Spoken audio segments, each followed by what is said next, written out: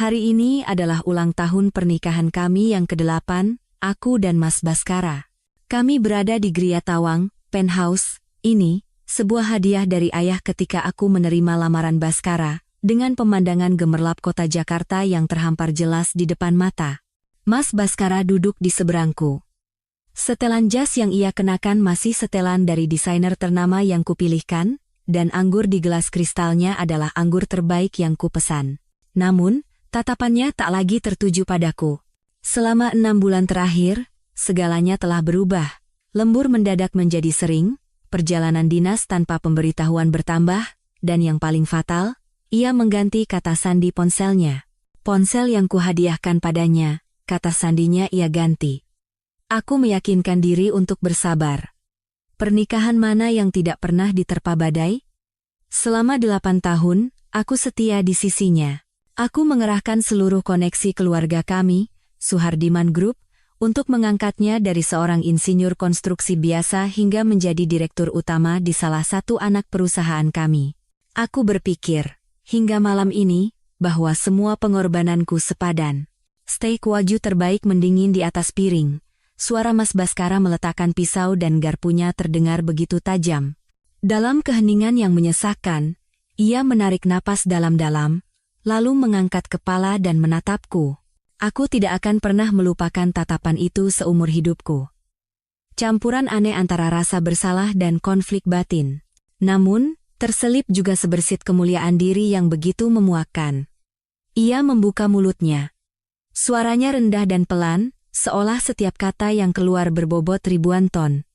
Adinia, maafkan aku. Sepertinya, aku telah menemukan cinta sejatiku. Gelas anggur di tanganku berhenti di udara. Aku merasa seluruh darah di tubuhku membeku. 8 tahun. 2920 hari. Aku mengurus rumah tangga, membangun citranya, bahkan mengorbankan karirku sendiri untuk menjadi penopang yang kokoh di belakangnya.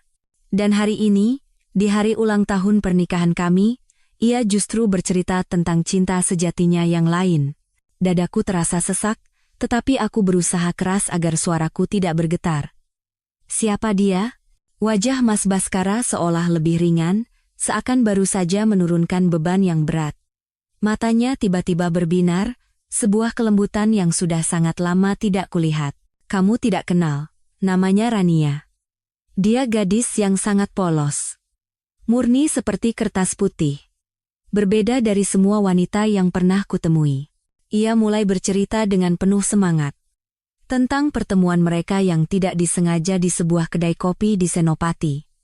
Tentang bagaimana Rania menyukai puisi. Tentang bagaimana gadis itu membuatnya merasa menjadi dirinya sendiri. Dan ia mengakhiri ceritanya dengan sebuah kalimat klise yang membunuh sisa-sisa perasaan terakhir yang kumiliki untuknya. Mas Baskara menatapku dengan tatapan yang nyaris memohon. Adinia, kamu harus percaya padaku. Dia tidak peduli dengan materi. Dia tidak butuh uang, dia hanya butuh cintaku. Kata-katanya menggantung di udara. Berbaur dengan aroma mawar Ekuador mahal di atas meja, menciptakan ironi yang begitu menyakitkan. Ia menunggu reaksiku. Mungkin ia berpikir aku akan menangis, berteriak, dan memohon padanya. Tapi hatiku terasa hampa. Keheninganku tampaknya membuatnya tidak nyaman. Mengira aku syok dan terluka parah, ia mulai mengeluarkan kata-kata yang telah ia siapkan. Ia mulai bercerita tentang kelelahannya, tentang tekanan hidup di bawah bayang-bayang besar keluarga mertuanya. Kamu harus mengerti. Serunya, lebih keras dari yang seharusnya. Seolah-olah ia sedang meyakinkan dirinya sendiri. Selama 8 tahun ini aku hidup seperti bayangan. Orang-orang tidak memanggilku Direktur Baskara. Mereka memanggilku menantu Suhardiman Group, suami Adinia Suhardiman. Aku sudah muak. Jadi, ini alasannya. Dukungan keluargaku, pengorbananku, di matanya hanyalah sebuah belenggu dan penghinaan. Dan Rania, wanita polos seperti kertas putih itu, datang untuk membebaskan jiwa mulianya yang tertindas. Ia menatapku, seolah memberikan anugerah terakhir. Aku tahu aku salah padamu. Karena rasa bersalah ini, saat bercerai nanti, aku akan pergi dengan tangan hampa. Aku tidak butuh apapun, baik rumah ini maupun perusahaan itu. Lepaskan saja aku. Biarkan aku pergi pada cinta sejatiku.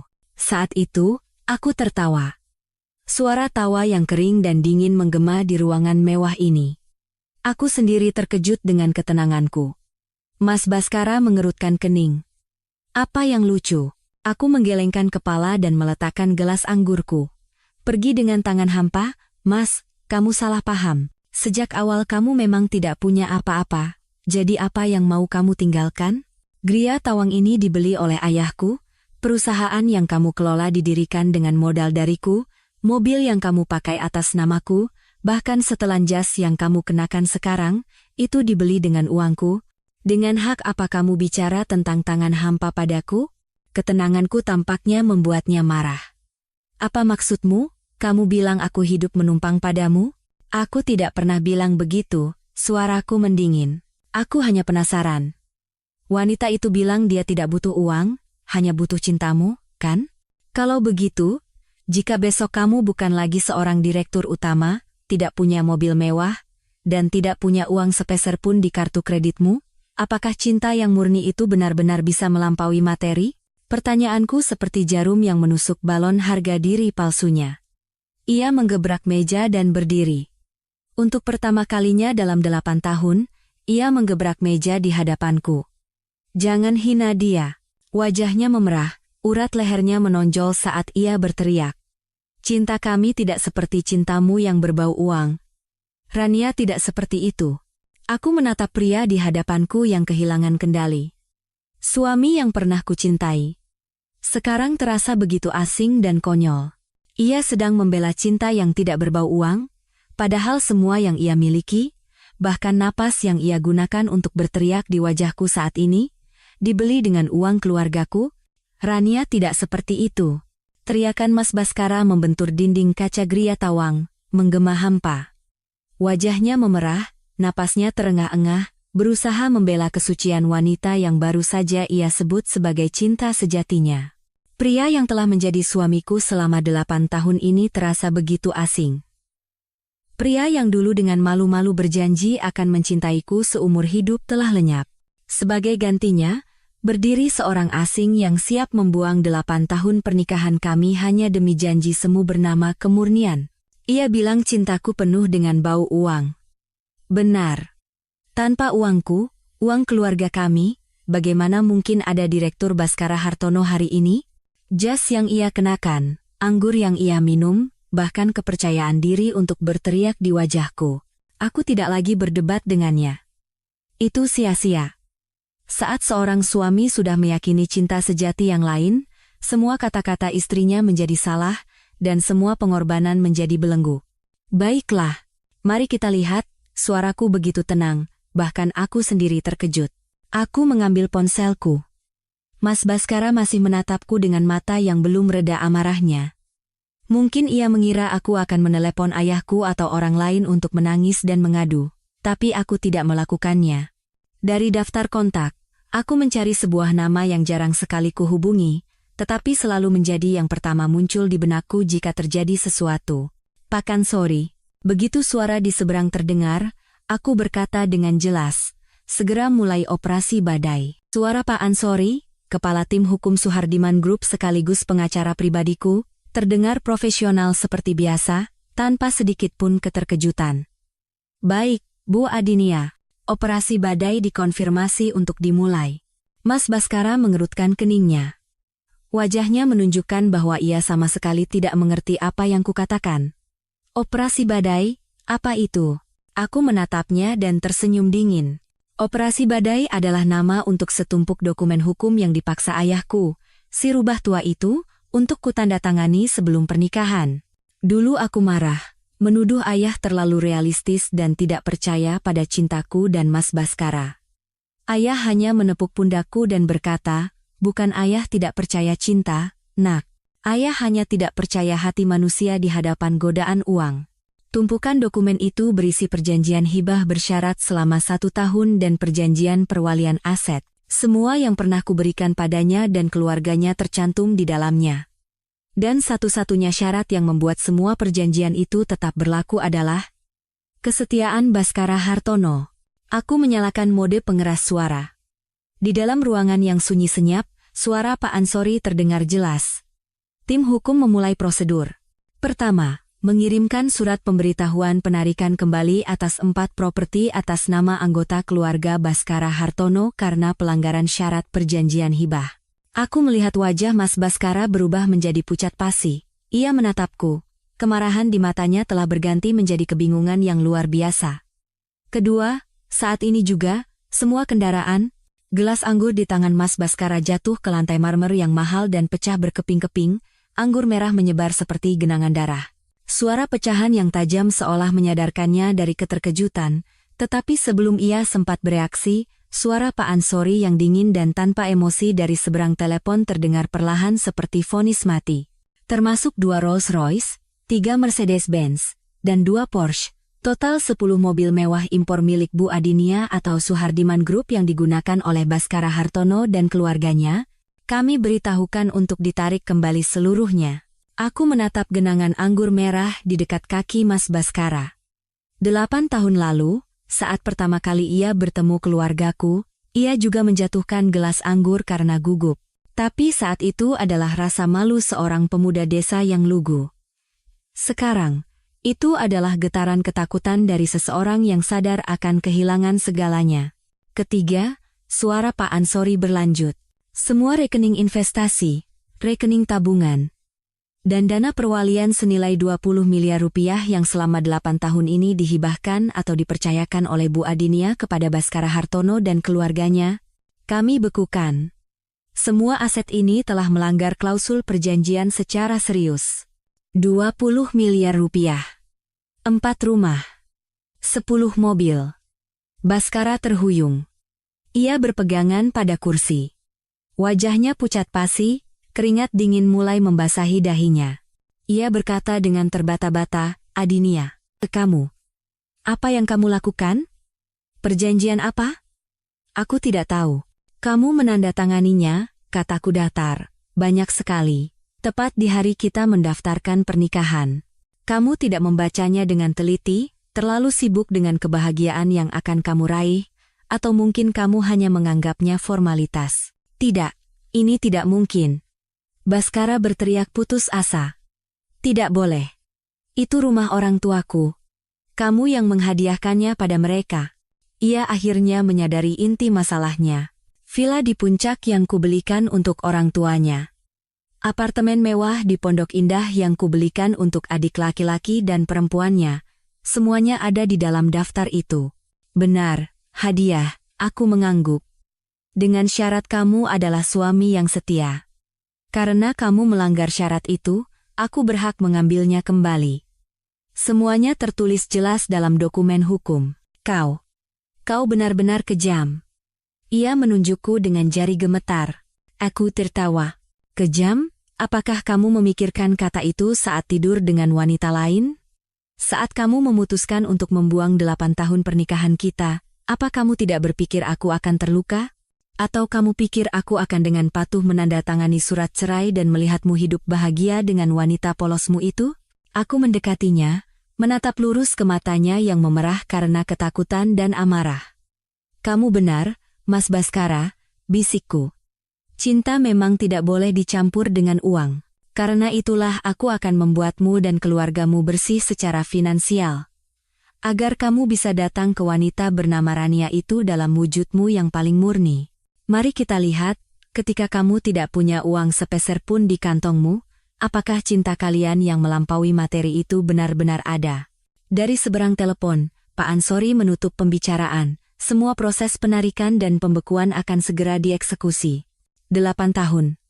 Untuk apa aku hidup selama ini? Ponselku mulai berdering. Awalnya nomor tidak dikenal, tapi aku tahu siapa itu. Aku menolaknya. Nomor tidak dikenal lain muncul, aku menolaknya lagi. Drer. Kali ini, nomor Ibu Sarah, ibu mertuaku. Namanya muncul di layar. Nama yang dulu begitu ingin kubuat terkesan. Aku menatap nama itu lekat-lekat, lalu dengan tegas menekan tombol tolak. Aku tidak ingin mendengar teriakannya sekarang. Layar kembali menyala. Citra Hartono, adik iparku. Kutolak. Layar menyala lagi. Bima Hartono, adik iparku. Kali ini, aku tidak menolaknya, aku memblokirnya. Sebuah sedan mewah membelah kegelapan malam Jakarta. Saat aku meninggalkan tempat yang pernah kusebut rumah, aku tahu bahwa badai yang sesungguhnya baru saja dimulai.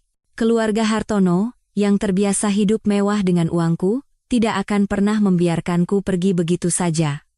Mobil membawaku ke rumah orang tuaku, sudah lama sekali aku tidak menginap di sini. Memasuki kamarku yang lama terasa akrab sekaligus asing. Orang tuaku sedang dalam perjalanan bisnis di Eropa. Jika mereka ada di rumah, mungkin aku tidak akan bisa menjaga ketenanganku sampai sekarang. Begitu aku meletakkan tas, ponselku berdering lagi. Lagi-lagi nomor yang sama sekali tidak kukenal. Instingku tahu siapa ini, tapi aku memutuskan untuk mengangkatnya. Aku harus tahu reaksi mereka. Begitu aku menekan tombol terima, bahkan sebelum aku sempat bicara, suara tajam penuh kebencian merobek keheningan malam. Perempuan gila, beraninya kamu. Beraninya kamu mengirim orang untuk mengusir mertuamu dari rumahnya sendiri. Itu Ibu Sarah.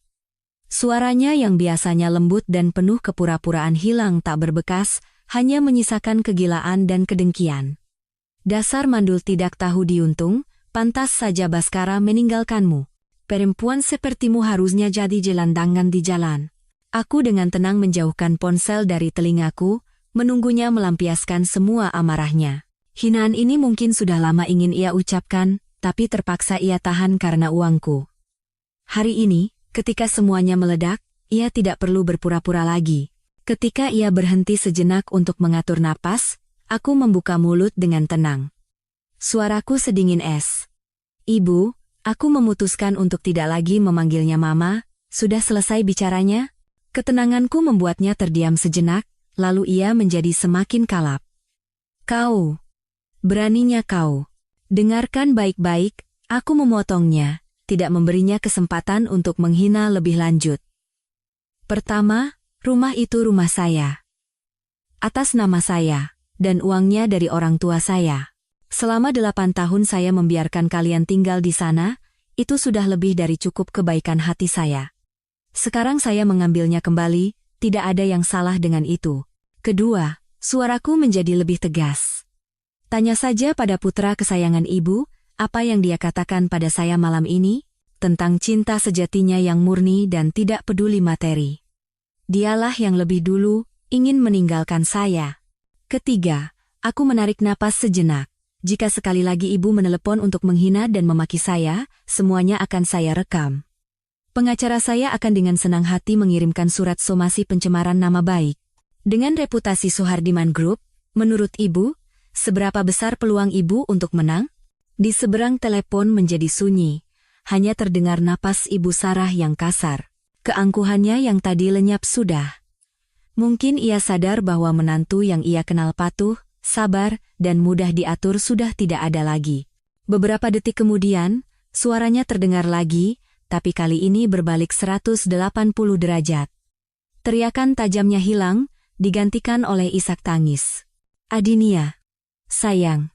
Maafkan Mama, tadi Mama salah bicara. Jangan marah ya, nak. Ia mulai meratap, bertanya kemana orang tua seperti dia harus pergi, bahwa jika anaknya berbuat salah, seharusnya sebagai menantu kau menasihatinya, bukan mengusirnya dari rumah seperti ini. Mendengarnya, aku hanya bisa tertawa sinis. Sandiwara ini sudah terlalu sering kulihat. Aku tidak berkata apa-apa lagi dan langsung menekan tombol akhiri panggilan. Aku tidak ingin mendengar kebohongan lagi. 8 tahun sudah cukup. Aku melempar ponsel ke tempat tidur dan masuk ke kamar mandi. Aku harus membersihkan diri. Membersihkan semua kenangan kotor selama 8 tahun, membersihkan kebodohan dan cinta butaku. Malam ini akan menjadi malam yang sangat panjang. Panggilan dari Ibu Sarah berakhir, tetapi suara tangisan palsunya masih terngiang di telinga. Aku masuk ke kamar mandi dan mengisi bak dengan air hangat. Aku harus berendam, membersihkan semua kotoran selama 8 tahun terakhir. Tapi tampaknya, keluarga itu tidak berniat membiarkanku tenang. Ponselku berdering lagi. Kali ini, Citra Hartono, adik perempuan Baskara, yang sedang menempuh pendidikan S2 di universitas swasta ternama. Suaranya tidak semarah ibunya, tetapi nadanya merengek dan menuntut, seolah aku masih kakak iparnya. Kak Adinia, Kak. Kenapa semua kartu kreditku diblokir? Aku barusan pesan tas Hermes, katanya hari ini diantar, tapi dari tadi aku gesek tidak bisa-bisa. Malu banget tahu, Kak. Cepat aktifkan lagi. Masalah kakak sama Mas Baskara apa urusannya sama aku? Aku menatap cermin. Wanita di cermin itu memiliki mata yang lelah, tetapi sorotnya tajam dan dingin. Aku sungguh naif. Tidak ada urusannya, mobil yang ia kendarai, siapa yang membelikan? Apartemen mewah yang ia tinggali, siapa yang membayar sewa bulanannya? Biaya kuliahnya yang puluhan juta per semester, siapa yang membayar?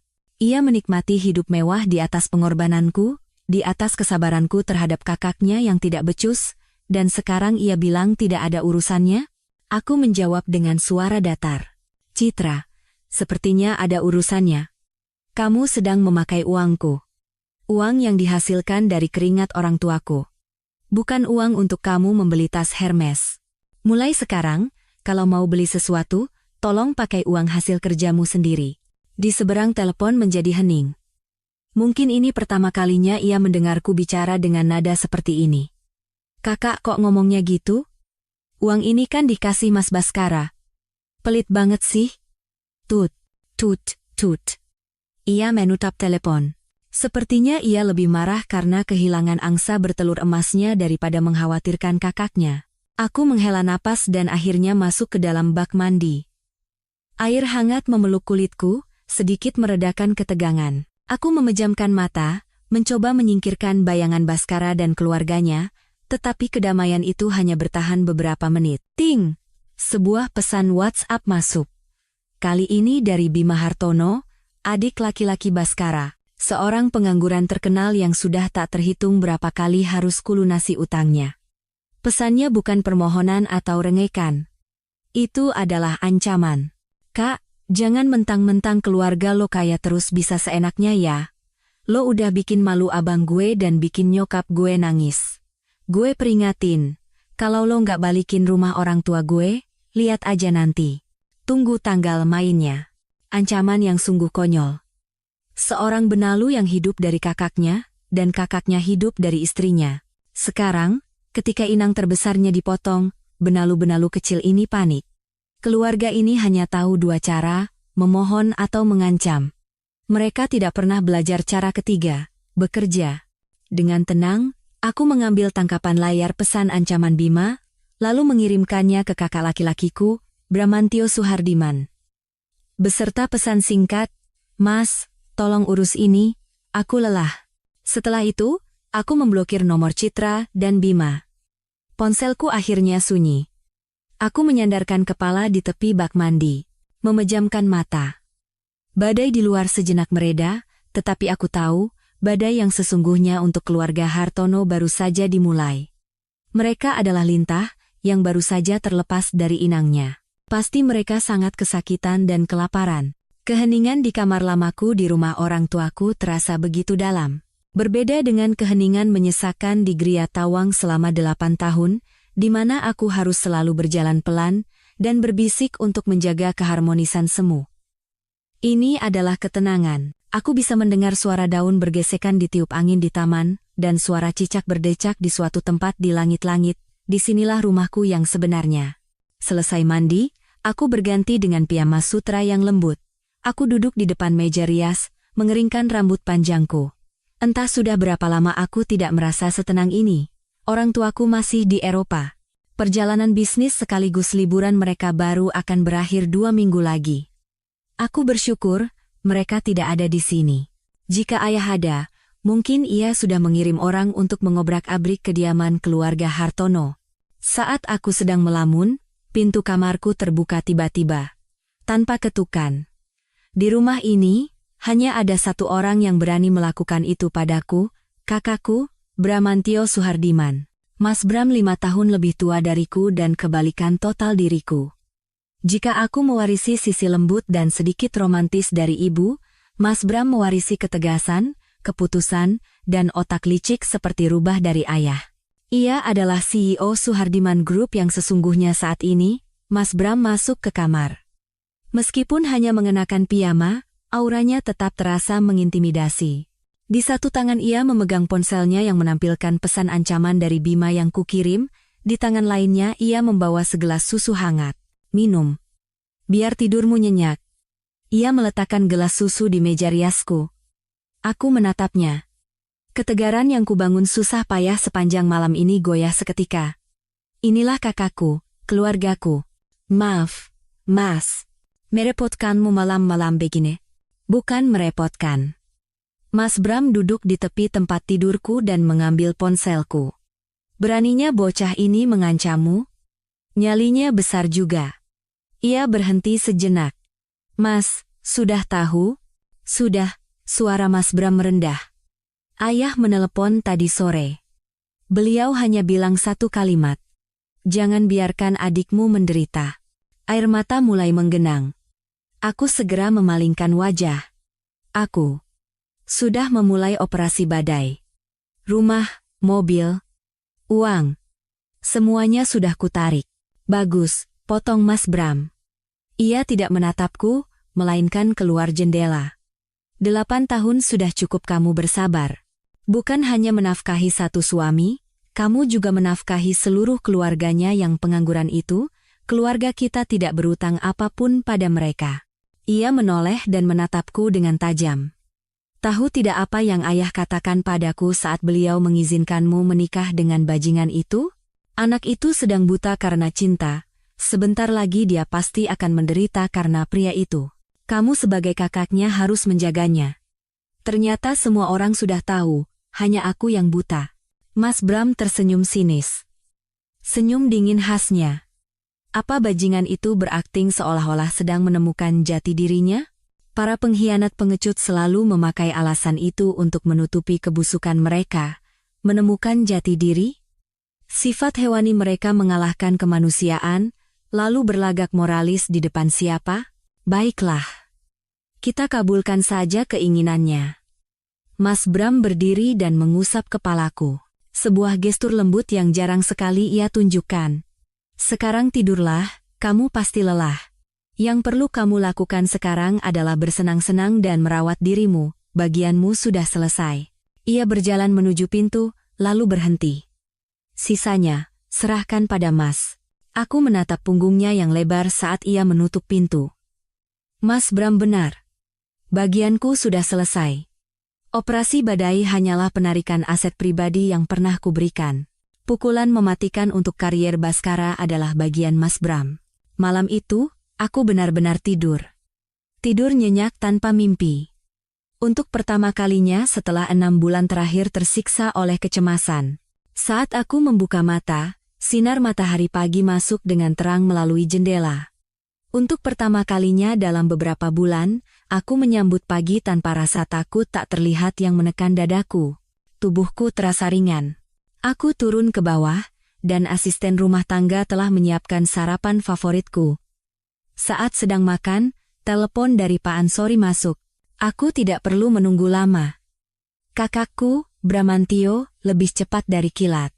Aku tidak ada di sana, tetapi dari cerita Pak Ansori dan informasi yang kubaca kemudian, aku bisa membayangkan pagi yang mengerikan bagi Baskara. Mungkin, setelah diusir dari Gria Tawang dan tidak berani pulang ke rumah orang tuanya yang akan segera disita, ia menghabiskan malam di sebuah motel murahan. Ia mungkin berpikir, meskipun kehilangan semua aset yang kuberikan, ia masih memiliki karier. Direktur utama Jaya Konstruksi, sebuah perusahaan konstruksi yang sedang naik daun, ia salah. Jaya Konstruksi pada dasarnya adalah perusahaan cangkang. Didirikan dengan 100% modal dariku melalui Suhardiman Group. Secara hukum, itu adalah anak perusahaan, dan Baskara hanyalah direktur utama yang ditunjuk. Satu-satunya alasan perusahaan itu bisa eksis, dan mendapat keuntungan adalah karena semua proyek konstruksi sampingan dari Suhardiman Group dialihkan ke sana. Secara belak-belakan, Baskara hanyalah pengelola halaman belakang rumahku. Tepat pukul 9 pagi, Mas Bram, dalam kapasitasnya sebagai CEO Suhardiman Group, mengadakan rapat Dewan Direksi Darurat.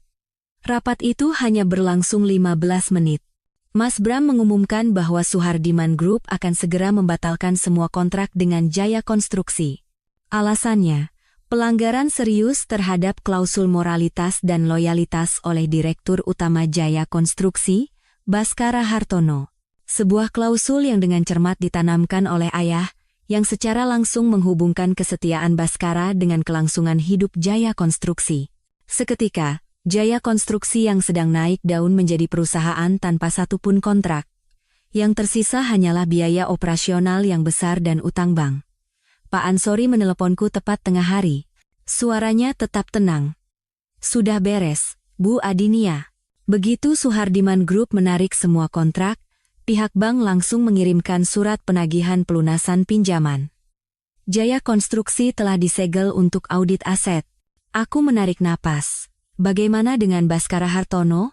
Pak Ansori ragu sejenak. Orang kita, Direktur Keuangan, baru saja menyerahkan surat keputusan pemberhentian sebagai Direktur Utama kepada Pak Baskara atas permintaan pemegang saham mayoritas yaitu Ibu. Secara resmi, dia dipecat. Aku menutap telepon. Aku tidak bisa membayangkan bagaimana raut wajah Baskara saat itu. Baru kemarin malam, ia adalah Direktur Utama yang angkuh, yang akan meninggalkan istri kayanya untuk mencari cinta sejati. 24 jam kemudian, ia menjadi seorang pengangguran tanpa rumah, tanpa mobil, dan tanpa uang. Ia bilang ia muak hidup di bawah bayang-bayangku, baiklah. Sekarang ia benar-benar bebas. Bebas untuk menemukan jati dirinya sebagai seorang pengangguran, seorang bangkrut, dan mungkin seorang yang terlilit utang.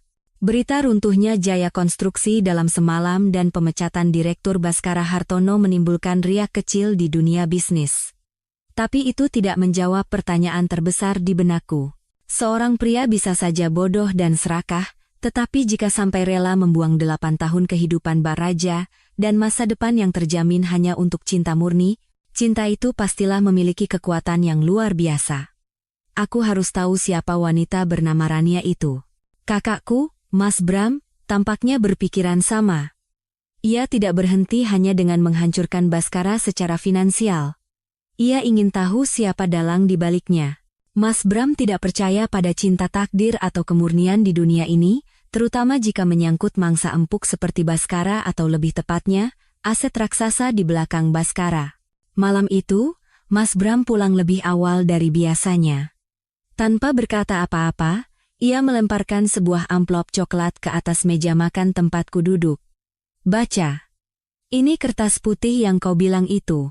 Tanganku sedikit gemetar saat membuka amplop.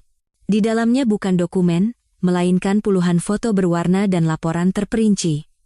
Aku melihat foto pertama. Rania. Ia tampak persis seperti yang digambarkan Baskara, sangat polos.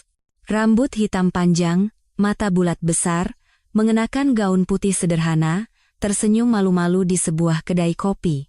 Di foto berikutnya, ia tertawa sambil menutup mulut dengan tangan, menatap Baskara dengan tatapan memuja, tetapi di foto-foto berikutnya, latarnya berubah.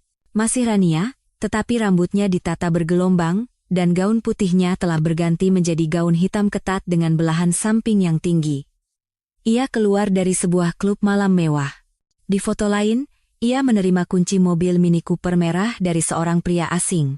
Aku beralih ke halaman laporan, dan semuanya menjadi jelas. Rania Putri, nama asli Rani Puspitasari. Usia 23 tahun, berasal dari luar kota. Riwayat hidupnya tertulis putus kuliah, tidak bekerja. Tapi itu hanya informasi permukaan. Menurut laporan tim investigasi yang disewa Mas Bram, Rania sebenarnya adalah seorang penipu profesional, atau yang sering disebut sugar baby terorganisir. Ia tidak bekerja sendiri. Ia tergabung dalam sebuah sindikat yang dijalankan oleh seorang pria bernama Marco. Sindikat ini tidak mengatur kencan satu malam. Mereka jauh lebih canggih. Mereka berspesialisasi dalam apa yang disebut eksploitasi emosional. Target mereka adalah pria-pria seperti Baskara, tampak kaya atau hidup dari kekayaan, memasuki usia parubaya, dan terutama yang merasakan keretakan atau kebosanan dalam pernikahan. Dia polos seperti kertas putih, tidak peduli materi, dia hanya butuh cinta mas. Itulah modus operandi andalan mereka. Mereka berakting sebagai wanita lugu, menyedihkan, dan butuh perlindungan, membuat para pria merasa seperti pahlawan. Mereka memainkan permainan jangka panjang, bisa 6 bulan atau bahkan setahun, menunggu sampai mangsanya benar-benar percaya. Aku terduduk lemas di kursi. Tenggorokanku kering. Perutku mual. Pernikahan 8 tahunku tidak dihancurkan oleh cinta sejati. Pernikahanku dihancurkan oleh sebuah penipuan murahan. Suamiku, Baskara. Ia bukan seorang romantis yang tulus. Ia seorang bodoh, seorang mangsa, seorang klien yang memakan umpan. Aku membolak-balik foto Rania yang memeluk Baskara di kedai kopi, lalu foto Rania yang menerima segepok uang dari pria bernama Marco di tempat parkir yang gelap sambil tertawa sinis. Baskara mungkin mengira ia adalah penyelamat dan cinta sejati Rania, tetapi bagi Rania dan sindikatnya, ia hanyalah sebuah proyek, sebuah tambang emas yang tinggal menunggu waktu untuk digali. Kemarahan yang sebelumnya kurasakan kini bercampur dengan rasa jijik pada diri sendiri dan penghinaan yang luar biasa. Baskara meninggalkan aku, 8 tahun pernikahan, sebuah kerajaan, hanya untuk mengejar sebuah sandiwara yang dirancang secara profesional. Aku jadi penasaran, ketika ia sudah bangkrut dan tidak bisa lagi membayar harga tiket sandiwara ini, bagaimana cinta sejatinya itu akan memperlakukannya. Setelah Mas Bram pergi, aku mencoba menenangkan emosi yang bergejolak. Duduk di kamar lamaku, aku menatap piagam-piagam penghargaan dari masa sekolah yang terbingkai rapi. Dulu aku juga kebanggaan orang tuaku, seorang putri yang cerdas dan tajam. 8 tahun pernikahan telah mengikisku, menjadikanku seorang istri yang sabar dan menantu yang patuh. Tapi malam ini, segalanya berbeda. Aku pikir penipuan Baskara dan sandiwara murahan wanita bernama Rania itu adalah titik terendah dari kekotoran ini. Aku salah. Mas Bram baru pulang saat hari sudah hampir pagi. Aku yang tidak bisa tidur sedang membaca kembali dokumen-dokumen lama di ruang kerja ayah. Ia masuk. Wajahnya lebih kaku dari semalam.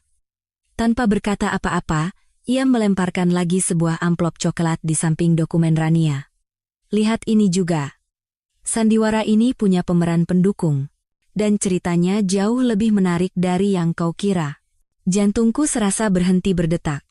Masih adakah hal yang lebih buruk dari ini? Dengan tangan gemetar, aku membuka amplop itu, lagi-lagi foto dan laporan transaksi bank. Tapi kali ini, tokoh di dalam foto bukan hanya Rania dan Baskara, ada juga adik kesayangan Baskara, Bima Hartono. Aku terperangah. Dalam foto, Bima sedang berlutut mempersembahkan sebuah tas tangan desainer kepada Rania, yang terlihat sangat puas. Di foto lain, di sebuah bar yang remang-remang, Bima dan Rania berpelukan mesra. Ini. Apa-apaan ini? Aku tergagap. Seperti yang kau lihat. Mas Bram duduk di kursi seberang dan menyalakan rokok. Penipu itu tidak hanya memancing suamimu. Adiknya juga ikut dia sikat. Rania ini bukan pemain sembarangan. Rasa mual naik hingga ke kerongkongan. Kekacauan macam apa yang sebenarnya terjadi di keluarga ini? Tim investigasi kami membuntuti Rania. Mas Bram mengembuskan asap rokok panjang-panjang. Dan menemukan dia tidak hanya menerima uang dalam jumlah besar dari Baskara, tapi juga dari Bima, dan tahu dari mana Bima mendapatkan uang itu? Aku menggeleng. Aku tidak mau berpikir lagi. Dia menggelapkannya dari Jaya Konstruksi, geram Mas Bram. Baskara menempatkan Bima di posisi manajer pengadaan, posisi yang aman dan tidak tersentuh. Ternyata, selama 6 bulan terakhir, bocah itu terus-menerus menggelapkan dana perusahaan. Uang itu ia gunakan untuk membiayai Rania, membelikannya mobil, jam tangan, bersaing dengan kakaknya sendiri. Aku terduduk lemas di kursi. Kepalaku pusing. Ternyata aku tidak hanya menafkahi seorang suami pengkhianat, tapi juga seorang adik ipar pencuri. Dan kedua kakak beradik itu sama-sama ditipu oleh wanita yang sama, menggunakan uangku untuk menyogoknya. Baskara itu diselingkuhi oleh adiknya sendiri. Mas Bram tertawa sinis penuh penghinaan, dan kedua orang bodoh itu sama-sama dipermainkan oleh penipu yang sama. Keluarga ini benar-benar tempat sampah. Aku teringat pesan ancaman Bima semalam. Lo udah bikin malu abang gue. Ternyata ia bukan hanya marah karena orang tuanya kehilangan rumah. Ia panik. Tambang emas yang diam-diam ia keruk, Jaya Konstruksi, telah disegel oleh Mas Bram. Sumber uangnya untuk membiayai kekasihnya telah terputus. Pengkhianatan ini lebih memuakkan daripada perselingkuhan Baskara. Ini adalah jaring kusut dari kebodohan, kebohongan, pencurian, dan nafsu. Semuanya terjadi di bawah atap rumahku, dengan uangku. Aku pernah berpikir Baskara adalah orang malang yang buta karena cinta, yang ditipu oleh wanita muda yang licik, tapi tidak. Ia adalah direktur yang tidak kompeten, suami yang buruk, dan kakak yang bodoh. Ia terlalu sibuk menemukan jati dirinya sampai tidak sadar adiknya sendiri menggerogoti perusahaannya tepat di bawah hidungnya. Soal ancaman bocah itu, jangan khawatir, Mas Bram mematikan rokoknya, pencuri itu pada dasarnya pengecut. Sekarang uangnya sudah habis, kita lihat saja bagaimana dia menyelesaikan utang-utangnya, dan bagaimana dia menghadapi penipu itu. Aku penasaran bagaimana wanita itu akan memperlakukan dua kekasihnya yang sama-sama bangkrut. Aku tidak berkata apa-apa. Aku hanya merasa sangat jijik. Sepanjang hari berikutnya, aku mencoba menghapus informasi kotor itu dari benakku. Aku menghubungi Pak Ansori untuk secara resmi memulai proses perceraian. Aku tidak butuh kesepakatan. Semua harta pada dasarnya adalah milikku. Aku hanya butuh selembar kertas untuk mengakhiri kebodohan 8 tahun ini secara hukum. Saat aku sedang berusaha fokus pada pemulihanku dan mencoba menghirup udara segar kembali, takdir sepertinya masih ingin mengikatku sedikit lebih lama dengan mereka. Sore hari, saat aku sedang meninjau laporan keuangan grup yang dikirimkan ayah, sebuah telepon dari nomor tak dikenal masuk. Aku sudah muak dengan telepon dari keluarga Baskara, tapi karena khawatir ini urusan pekerjaan, aku terpaksa mengangkatnya. Halo? Namun, dari seberang telepon tidak terdengar makian Ibu Sarah atau ancaman Bima, yang terdengar adalah isak tangis putus asa. Kak Adinia, ini Kak Adinia, kan? Aku mengerutkan kening. Suara ini agak akrab. Ya, siapa ini? Saya Soi, Kak. Istrinya Bima. Soi, istri Bima. Aku teringat, dia adalah satu-satunya orang yang sedikit berbeda di keluarga itu. Wanita yang baik, cenderung lemah, berasal dari keluarga sederhana, dan hampir tidak punya suara di tengah keluarga Baskara yang serakah. Aku selalu merasa sedikit kasihan pada Soi. Dia seperti diriku, tapi versi yang lebih patuh. Ada apa, Soi? Suaraku sedikit melunak. Di seberang telepon, tangisnya pecah. Suaranya penuh ketakutan. Kak, tolong Mama. Kak, Mama pingsan. Jantungku mencelos. Ibu Zara, kenapa? Soi menjelaskan sambil terisak. Pagi tadi, tim hukumku bersama jurusita dari pengadilan dan perwakilan bank datang ke villa di Puncak untuk mengeksekusi keputusan penyitaan aset. Rumah itu adalah kesayangan Ibu Sarah, tempat ia suka pamer kepada teman-temannya. Rupanya, Ibu Sarah tidak tahan melihat stiker segel merah dari bank ditempel di gerbang depan. Mama teriak-teriak, maki-maki, Kak, isak Soi. Terus tiba-tiba beliau pegang dada, mukanya biru, langsung pingsan. Sekarang kami bawa ke UGD RS Cipto, katanya krisis hipertensi, ada gejala stroke, harus segera dioperasi. Suara Soi penuh keputusasaan. Tapi, Kak, pihak rumah sakit. Mereka minta uang jaminan operasi puluhan juta. Aku terdiam.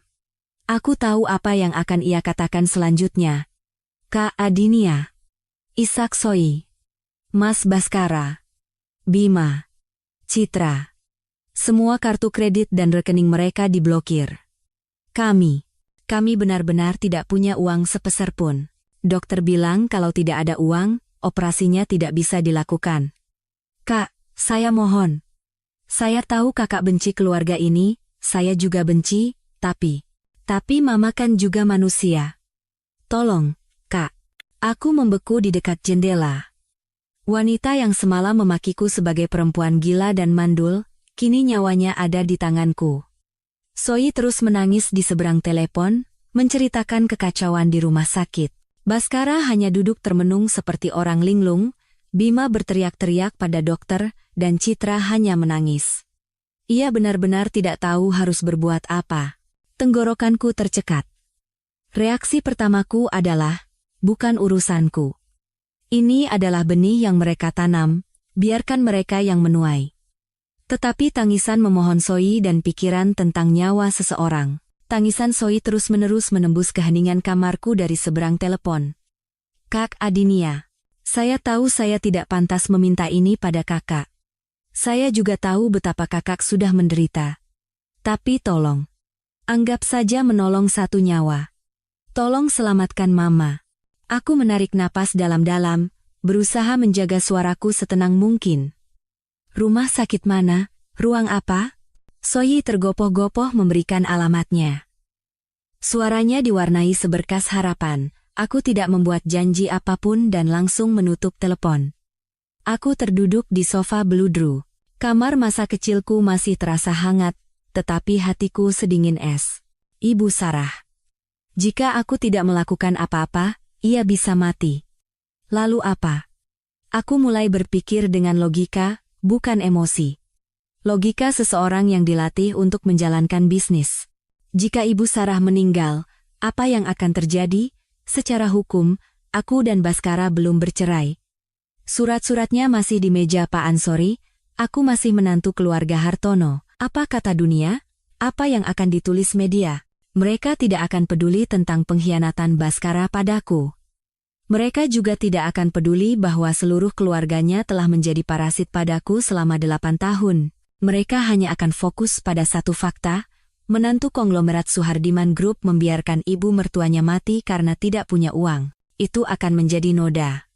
Bukan hanya untukku, tetapi juga untuk kehormatan orang tuaku, untuk seluruh Suhardiman Group. Mereka akan menyebut keluarga Suhardiman tidak manusiawi dan berdarah dingin. Ibu Sarah, bahkan di ambang kematiannya, berhasil menemukan cara untuk menjatuhkanku. Amarahku memuncak. Marah karena bahkan di saat kejatuhan mereka masih bisa menjeratku dengan opini publik dan moralitas sosial. Mereka memojokkanku. Aku harus pergi. Tapi aku tidak akan pergi sebagai menantu yang berbakti. Bukan untuk menangis, memaafkan, dan kembali menjadi tambang emas mereka. Ini benar-benar akhir. Aku akan pergi. Tapi sebagai Adinia Suhardiman, pewaris Suhardiman Group, aku akan membayar tagihan itu. Tapi itu bukan bantuan, melainkan transaksi terakhir. Aku akan menggunakan uang yang begitu mereka dambakan untuk membeli kebebasan absolutku.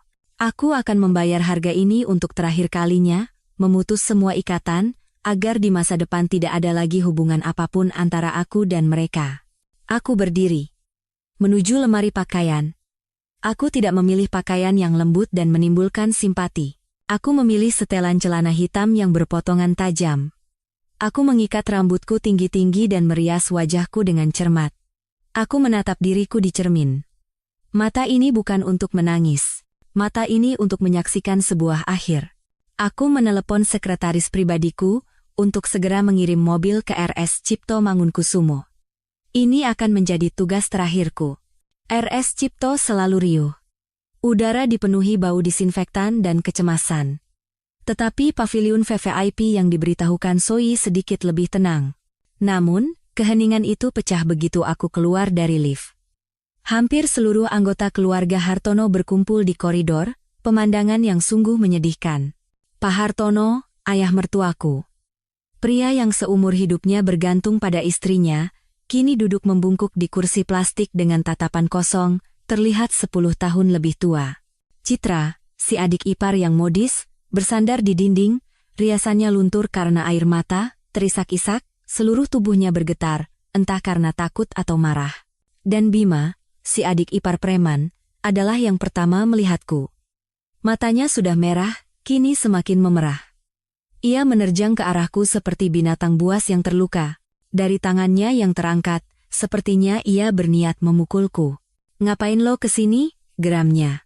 Mau lihat kita sengsara? Mau ngetawain nyokap gue? Hah? Nyokap gue jadi begini gara-gara lo? Pergi sana. Bahkan sebelum tangannya menyentuhku, pengawal yang datang bersamaku secepat kilat menahan lengannya dan mendorongnya mundur. Bima terhuyung, nyaris jatuh. Aku bahkan tidak meliriknya. Aku meletakkan tangan di lengan pengawalku, memberinya isyarat untuk mundur. Aku maju sendiri.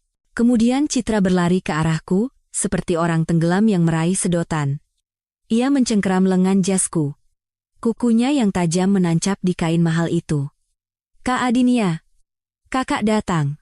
Aku tahu kakak tidak akan meninggalkan kami. Tolong selamatkan mama, kak. Dokter bilang butuh uang sekarang juga. Kak, tolonglah. Suara Citra penuh keputusasaan. Wanita yang kemarin merengek minta tas Hermes, kini hanyalah makhluk malang yang ketakutan di hadapan kenyataan.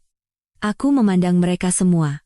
Ketakutan, panik, putus asa, dan di mata Bima, kemarahan yang bodoh. Mereka pandai sekali menyalahkan orang lain. Menyalahkan tindakanku mengambil kembali apa yang menjadi hakku, tetapi tidak pernah mau mengakui bahwa tragedi ini berasal dari keserakahan mereka dan pengkhianatan Baskara. Oh, di mana Baskara? Aku melihat sekeliling dan menemukannya. Ia duduk di sudut koridor, benar-benar terpisah dari keluarganya. Ia hanya duduk sambil memegangi kepalanya dengan kedua tangan. Punggungnya yang lebar bergetar. Ia tidak terlihat seperti direktur utama. Tidak terlihat seperti pria tulus yang mencari cinta sejati. Ia hanya terlihat seperti seorang pecundang yang gagal total. Ia bahkan tidak menyadari kedatanganku. Aku melepaskan tangan Citra dengan dingin dan tegas. Tanpa sepatah kata pun pada mereka, aku berjalan lurus ke meja perawat. Seorang dokter yang tampaknya kepala jaga berdiri di sana dengan raut wajah serba salah. "Selamat siang," kataku dengan jelas.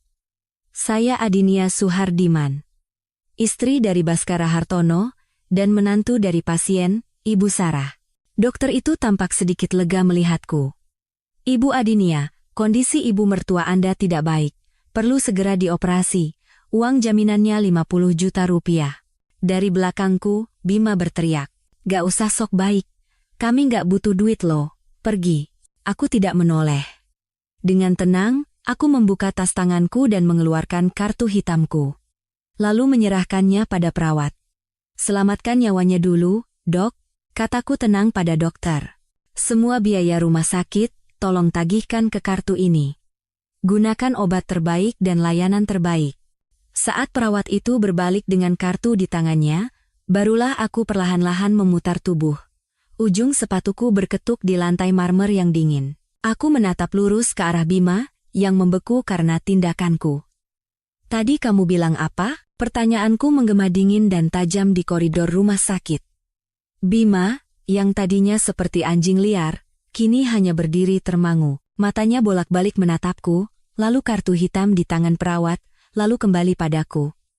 Kemarahan di matanya perlahan berubah menjadi kebingungan dan rasa malu. Ia tidak bisa berkata apa-apa. Pria yang semalam mengancamku, kini hanya bisa pasrah melihatku membayar uang untuk menyelamatkan ibunya. Anggota keluarga Hartono yang lain juga terdiam. Ayah mertuaku menunduk, menghindari tatapanku. Citra hanya terisak, bahkan tidak berani menangis kencang. Beberapa saat kemudian, perawat kembali dengan kartu dan struk pembayaran. "Sudah diproses, Bu. Kami akan segera siapkan operasinya." "Terima kasih." Aku mengangguk pada perawat dan menerima kembali kartuku. Suara mesin EDC yang mencetak struk terdengar sangat jelas. Suara itu bagiku seperti tebasan pedang terakhir yang memutuskan ikatan terakhir antara aku dan keluarga ini. 50 juta rupiah. Uang yang besar, tapi terlalu murah untuk membeli kebebasan absolutku dan kehormatan keluargaku. Aku memasukkan kartu ke dompet dengan perlahan. Lalu menatap mereka. Kali ini, bukan Bima yang kutatap.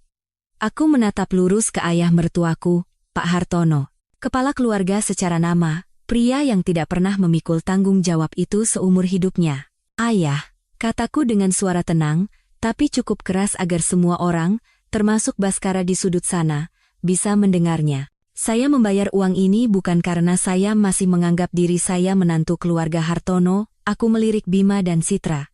"Saya melakukan ini demi kehormatan keluarga saya, keluarga Suhardiman. Orang tua saya mengajari saya, seberapapun tidak tahu terima kasihnya orang lain, kita tidak boleh pura-pura tidak melihat orang yang sekarat." Aku menarik napas sekali, dan dalam keheningan yang menyesakan itu, aku berkata dengan penekanan di setiap kata. "Ini yang terakhir, Anggap saja struk 50 juta ini sebagai uang pesangon untuk memutus hubungan saya dengan keluarga kalian. Mulai detik ini, hidup mati, kaya miskin keluarga Hartono, tidak ada hubungannya lagi dengan saya.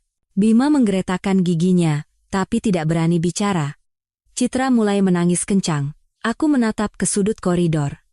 Baskara, pria yang 8 tahun menjadi suamiku, akhirnya mengangkat kepala. Ia menatapku. Dari jarak ini, aku tidak bisa melihat sorot matanya, tapi aku bisa melihat bahunya yang merosot. Pria yang semalam berteriak akan menemukan jati dirinya, kini seperti bayangan tak berjiwa. Ia mendengar semuanya. Ia hanya bersembunyi pengecut di sudut, membiarkan adik-adiknya menghadapiku. Aku berbalik dan berjalan menyusuri koridor dingin rumah sakit. Ujung sepatuku yang berhak membentur lantai, menciptakan suara yang teratur dan tegas. Aku tidak ingin menoleh ke belakang.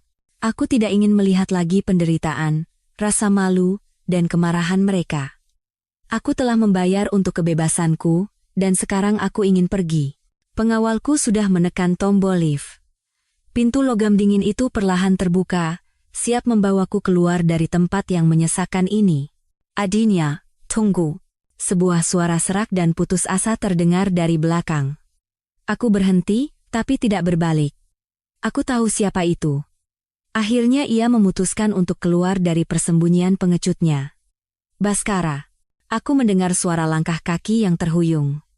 Ia berlari tergopoh-gopoh dan menghadangku di depan pintu lift, menghalangi satu-satunya jalan keluarku. Aku terpaksa mengangkat kepala dan menatapnya. Ya Tuhan, apakah pria di hadapanku ini benar-benar dia? Setelan jas mahal dari Italia itu kusut masai, dasi sutranya miring. Rambutnya yang selalu tersisir rapi kini acak-acakan, matanya merah dan bengkak. Wajahnya pucat pasi, dan janggutnya yang tidak dicukur mulai tumbuh. Dalam semalam, ia terlihat 10 tahun lebih tua. Ia bukan lagi direktur utama yang angkuh. Ia seperti gelandangan. Pria yang hancur lebur oleh pilihan hidupnya sendiri. Ia menatapku dengan bibir gemetar. Sepertinya banyak yang ingin ia katakan, tapi tenggorokannya tercekat. Ia mengulurkan tangan, seolah ingin meraih lenganku. Adinia, kau. Pengawalku langsung maju selangkah, menghalangi antara aku dan dia. Sebuah tindakan tegas tanpa perlu diperintah. Baskara menarik tangannya seperti tersengat api. Ia menatapku. Keputusasaan di matanya berubah menjadi kemarahan. Kamu tidak boleh pergi seperti ini. Akhirnya ia berhasil mengucapkan kalimat utuh. Bukan permintaan maaf, bukan penyesalan, melainkan tuduhan. Kalau kamu begini, sama saja kamu mau seluruh keluargaku mati, teriaknya dengan suara penuh kebencian. Aku menatap lurus ke matanya. Tiba-tiba aku ingin tertawa sinis. Sampai detik ini pun, setelah ibunya baru saja selamat dari kematian berkat uangku, setelah keluarganya kehilangan segalanya karena pengkhianatannya, ia masih berpikir bahwa akulah yang salah. Akulah penjahatnya. Membunuh keluargamu? Suaraku tenang menakutkan. Mas Baskara, yang mencoba membunuh mereka itu kamu, bukan aku. Saat kamu memutuskan untuk menemukan jati dirimu, kamu sudah membunuh mereka dengan tanganmu sendiri. Kata-kataku seolah menyiram air dingin ke amarahnya yang membara. Ia terhuyung mundur selangkah. Aku. Tembok terakhir harga diri palsunya akhirnya runtuh. Ia tidak lagi berteriak. Ia menatapku, dan pria besar sombong yang kukenal itu mulai menangis seperti anak kecil. Menangis tersedu-sedu, memohon dengan menyedihkan. Aku salah, Adinia, aku salah. Aku seperti kesetanan waktu itu. Ia tergagap, mengucapkan kata-kata yang tidak beraturan. Batalkan perintahmu. Suruh Pak Ansori berhenti. Kumohon, kita mulai lagi dari awal. Aku akan putuskan wanita itu, Rania, akan kuputuskan sekarang juga. Kumohon, Adinya. Aku menyaksikan sandiwara yang kikuk ini dalam diam. Ia menangis, tapi bukan karena kehilanganku. Bukan karena menyesal telah menyakitiku, ia menangis karena takut. Ia menangis karena kehilangan semua uangnya. Ia memohon agar perintahku dibatalkan. Ia ingin rumah, mobil, dan 20 miliar itu kembali.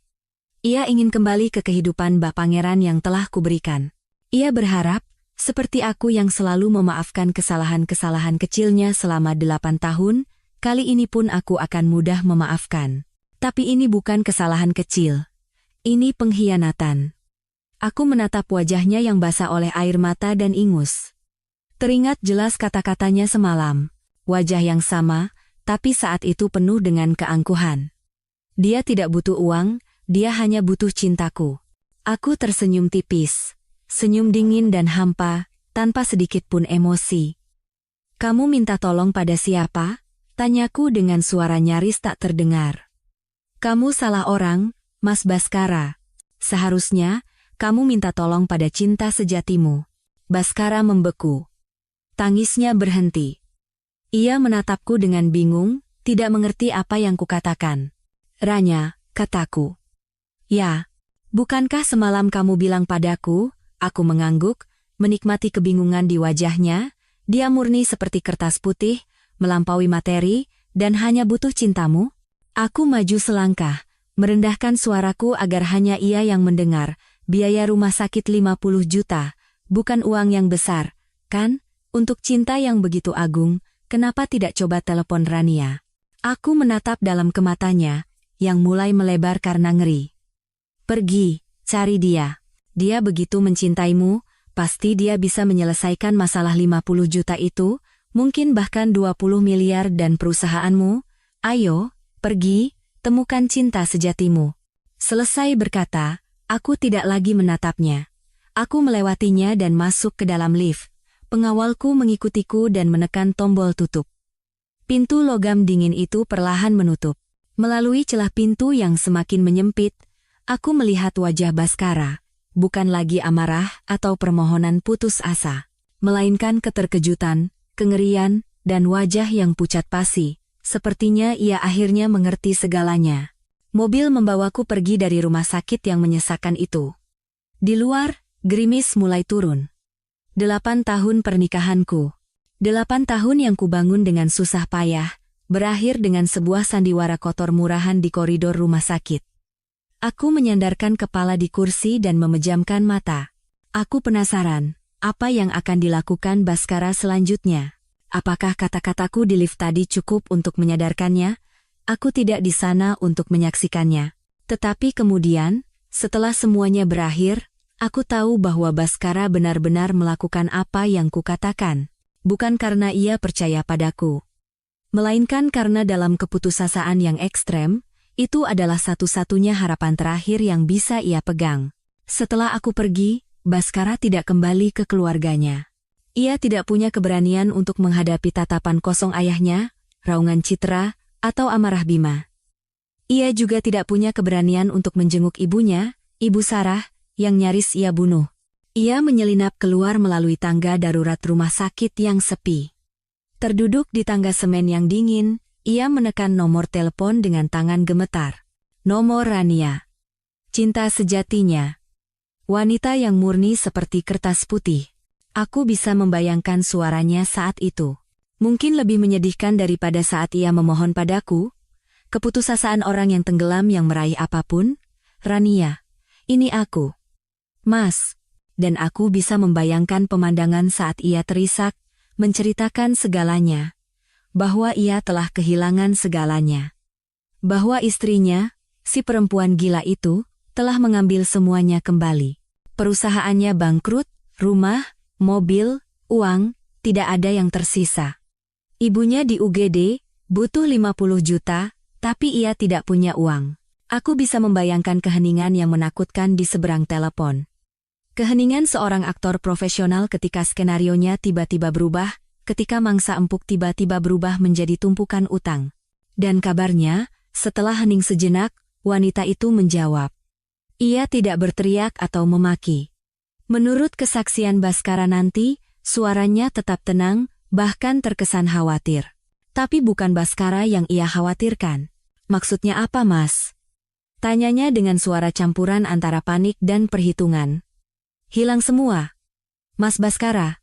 Aku lagi sibuk nih. Ada urusan mendadak. Ibuku di kampung telepon." Mas coba selesaikan sendiri dulu, ya?" Saat itu, Baskara dikabarkan berteriak seperti orang gila. Rania, jangan tutup teleponnya. Aku butuh kamu. Kau bilang kau hanya butuh aku. Kau bilang tidak butuh uang. Boleh aku tinggal di tempatmu beberapa hari? Dan saat itulah, si kertas putih itu menunjukkan warna aslinya. Gak bisa. Teriaknya tajam. Tidak ada lagi kelembutan manja. Kosanku sempit. Gak nyaman kalau tinggal bareng, aku tutup ya. Jangan telepon aku lagi. Tut. Tut. Tut. Nada sambung yang dingin menggema di tangga darurat. Pria yang telah kehilangan kekayaan selama 8 tahun, kini juga kehilangan cinta sejatinya. Semuanya terjadi dalam waktu kurang dari 24 jam. Aku turun dari lift, meninggalkan rumah sakit yang menyesakan itu. Di luar, gerimis turun rintik-rintik. Hujan musim semi yang dingin membasahi kaca mobil. Rasanya seperti suasana hatiku saat ini. Aku tidak merasa puas melihat Baskara hancur. Tidak ada rasa kemenangan.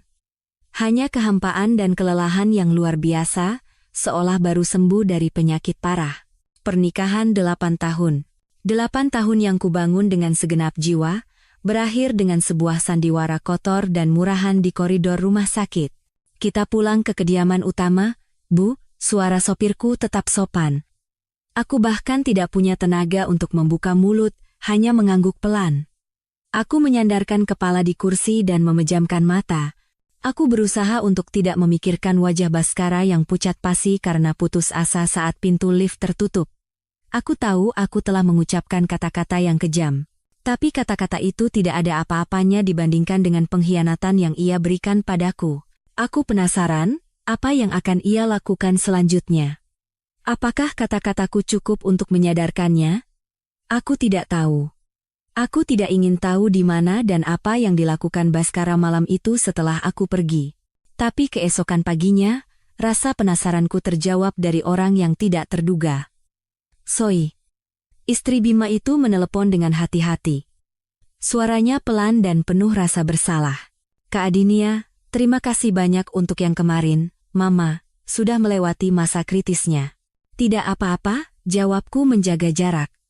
Syukurlah kalau Mama sudah baikan.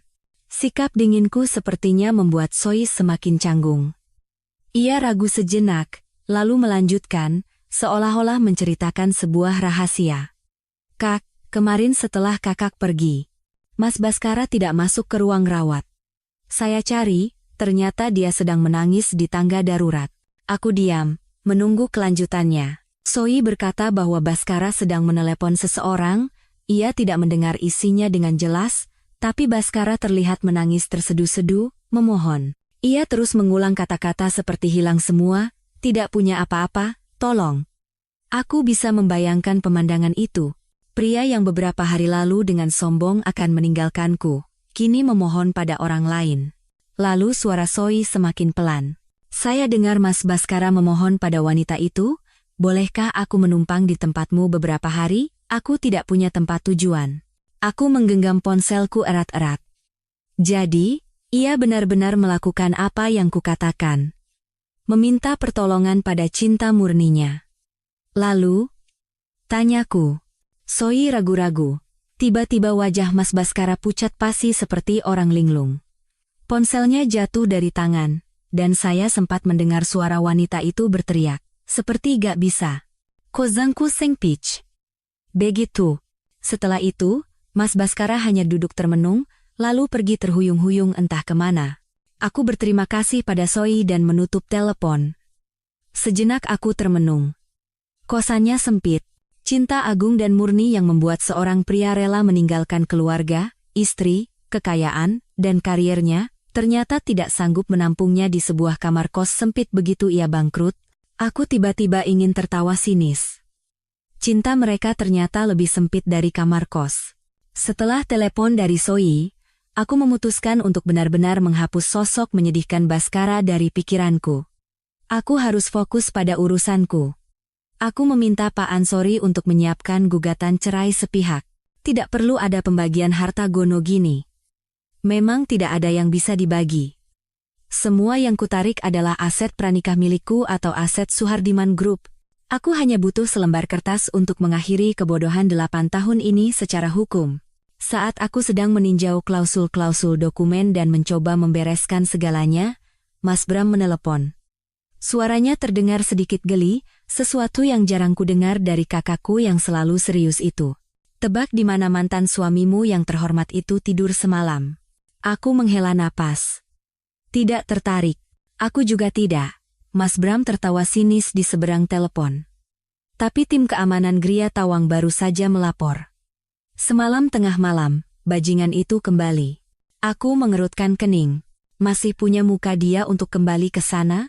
Mas Bram melanjutkan dengan nada menghina. Dia kembali dalam keadaan mabuk, menggedor-gedor pintu sambil meneriakkan namamu. Mungkin dia masih pikir itu rumahnya. Aku membayangkan pemandangan itu. Baskara, mabuk karena alkohol dan putus asa, kembali ke satu-satunya rumah yang ia kenal, tanpa menyadari tempat itu tak lagi menyambutnya. Kunci pintunya sudah kuganti, kata Mas Bram. Aku juga sudah mengganti seluruh tim keamanan di sana. Bukan lagi satpam sewaan yang lemah, tapi tim pengawal profesional kita. Saat mereka tidak mengizinkannya masuk, dia berteriak-teriak dan memaki, bilang itu rumahnya. Pengawal kita dengan tenang berkata, "Maaf Pak, nama Anda tidak ada dalam daftar pemilik, jika Anda tidak pergi, kami akan panggil polisi." Aku terdiam. Dan bagian terbaiknya, tahu tidak? Mas Bram tertawa. Barang-barangnya. Maksudku, beberapa potong pakaian usang dari 8 tahun lalu dan beberapa barang pribadi yang tidak ada hubungannya dengan uangku, asisten rumah tangga sudah mengemasnya dalam satu koper tua. Koper yang sama persis dengan yang ia bawa dari kampung saat pertama kali datang ke rumah kita. Pengawal kita membawa koper itu turun ke lobi dan meletakkannya di hadapannya sambil berkata, "Ini seluruh sisa harta milik Bapak yang ada di rumah ini. Sesuai instruksi Ibu, silakan diterima dan segera pergi." Aku tercengang. Aku tidak pernah memberi perintah seperti itu. Ini pasti ulah Mas Bram. Kakakku memang selalu lebih tegas dan kejam dari yang kukira. Jadi, dia pergi membawa koper itu? Tentu saja. Mau bagaimana lagi? Tawa Mas Bram. Melihat koper itu, dia terduduk di lobi dan menangis meraung-raung seperti anak kecil. Tapi pengawal kita terlatih dengan baik. Mereka tidak peduli, hanya berdiri melipat tangan dan menonton. Akhirnya, dia sendiri yang menyeret koper butut itu dan menghilang dalam kegelapan malam. Tidak pergi ke rumah sakit tempat ibunya dirawat, tidak punya tujuan. Benar-benar gelandangan yang bangkrut total. Aku menutup telepon. Teringat kata-katanya saat makan malam ulang tahun itu. Aku akan pergi dengan tangan hampa. Akhirnya, kata-kata itu berbalik padanya. Ia pikir meninggalkan aku adalah sebuah anugerah, tapi kenyataannya, ia benar-benar pergi tanpa apa-apa. Cinta sejatinya menolaknya, dan tempat perlindungan terakhirnya mengusirnya. Aku tidak larut dalam rasa puas atau kasihan. Emosi adalah sebuah kemewahan. Yang harus kulakukan sekarang adalah menata kembali hidupku. Aku punya seorang putra, Gio, di sekolah asrama internasional. Akhir pekan ini aku harus menjemputnya. Bagaimana aku akan menjelaskan ketiadaan ayahnya? Anak-anak sangat peka. Aku harus menyiapkan penjelasan yang paling lembut. Aku menuju kantor pusat Suhardiman Group. Di sana, di sebelah ruangan Mas Bram, ada kantor untukku. Kantor yang telah kosong selama 8 tahun demi mengurus Baskara. Hari ini, aku kembali. Aku harus merebut kembali karierku, diriku sendiri. Saat sedang meninjau laporan proyek dan mencoba beradaptasi kembali dengan alur kerja, Mas Bram menelepon lagi sore harinya. Kali ini bukan ke ponselku, tapi ke telepon internal kantor. "Selamat datang kembali." Suara kakakku terdengar geli. "Belum pulang? Masih baca dokumen. Ada apa, Mas?" Bukan hal serius, nada suara Mas Bram berubah sinis. Pangeran kita itu sepertinya masih belum sadar. Masih teguh percaya pada cinta. Aku menghela napas. Maksudnya? Dia masih percaya wanita bernama Rania itu disalahpahami atau punya alasan yang menyedihkan, kata Mas Bram. Dia pikir penolakan kosan sempit itu hanyalah kebohongan putih. Tim kita terus mengawasinya. Bagaimanapun juga, dia mantan suamimu, Jangan sampai dia jadi gelandangan dan melakukan hal bodoh yang bisa merusak reputasimu. Seharian dia hanya melamun di kafe murahan, lalu sorenya dia naik taksi ke sebuah apartemen mewah di kawasan Kuningan. Jantungku mencelos. Apartemen mewah di Kuningan. Aku ingat. Sekitar 3 bulan lalu, aku tidak sengaja melihat laporan kartu kredit perusahaan Jaya Konstruksi yang biasa dipakai Baskara. Ada pembayaran uang muka sebesar 500 juta rupiah atas nama apartemen The Ritz Project. Saat itu kutanya, Baskara berkelit, bilang itu biaya entertainment untuk menjaga hubungan dengan mitra penting. Ia bahkan sempat marah, bilang aku tidak tahu apa-apa soal bisnis dan jangan ikut campur. Ternyata bukan biaya entertainment. Ia mencuri uang dari perusahaan milikku untuk membelikan apartemen bagi kekasihnya. Untuk sebuah sandiwara murni dan tidak peduli materi, investasinya terlalu besar. Ia mencuri 500 juta dariku untuk membelikan apartemen, sementara wanita itu bilang padanya ia tinggal di kosan sempit. Dia berdiri di bawah lobi apartemen itu, lanjut Mas Bram, membacakan laporan dengan datar. Tidak bisa naik karena tidak punya kartu akses, jadi dia hanya berdiri seperti gelandangan, menatap ke atas.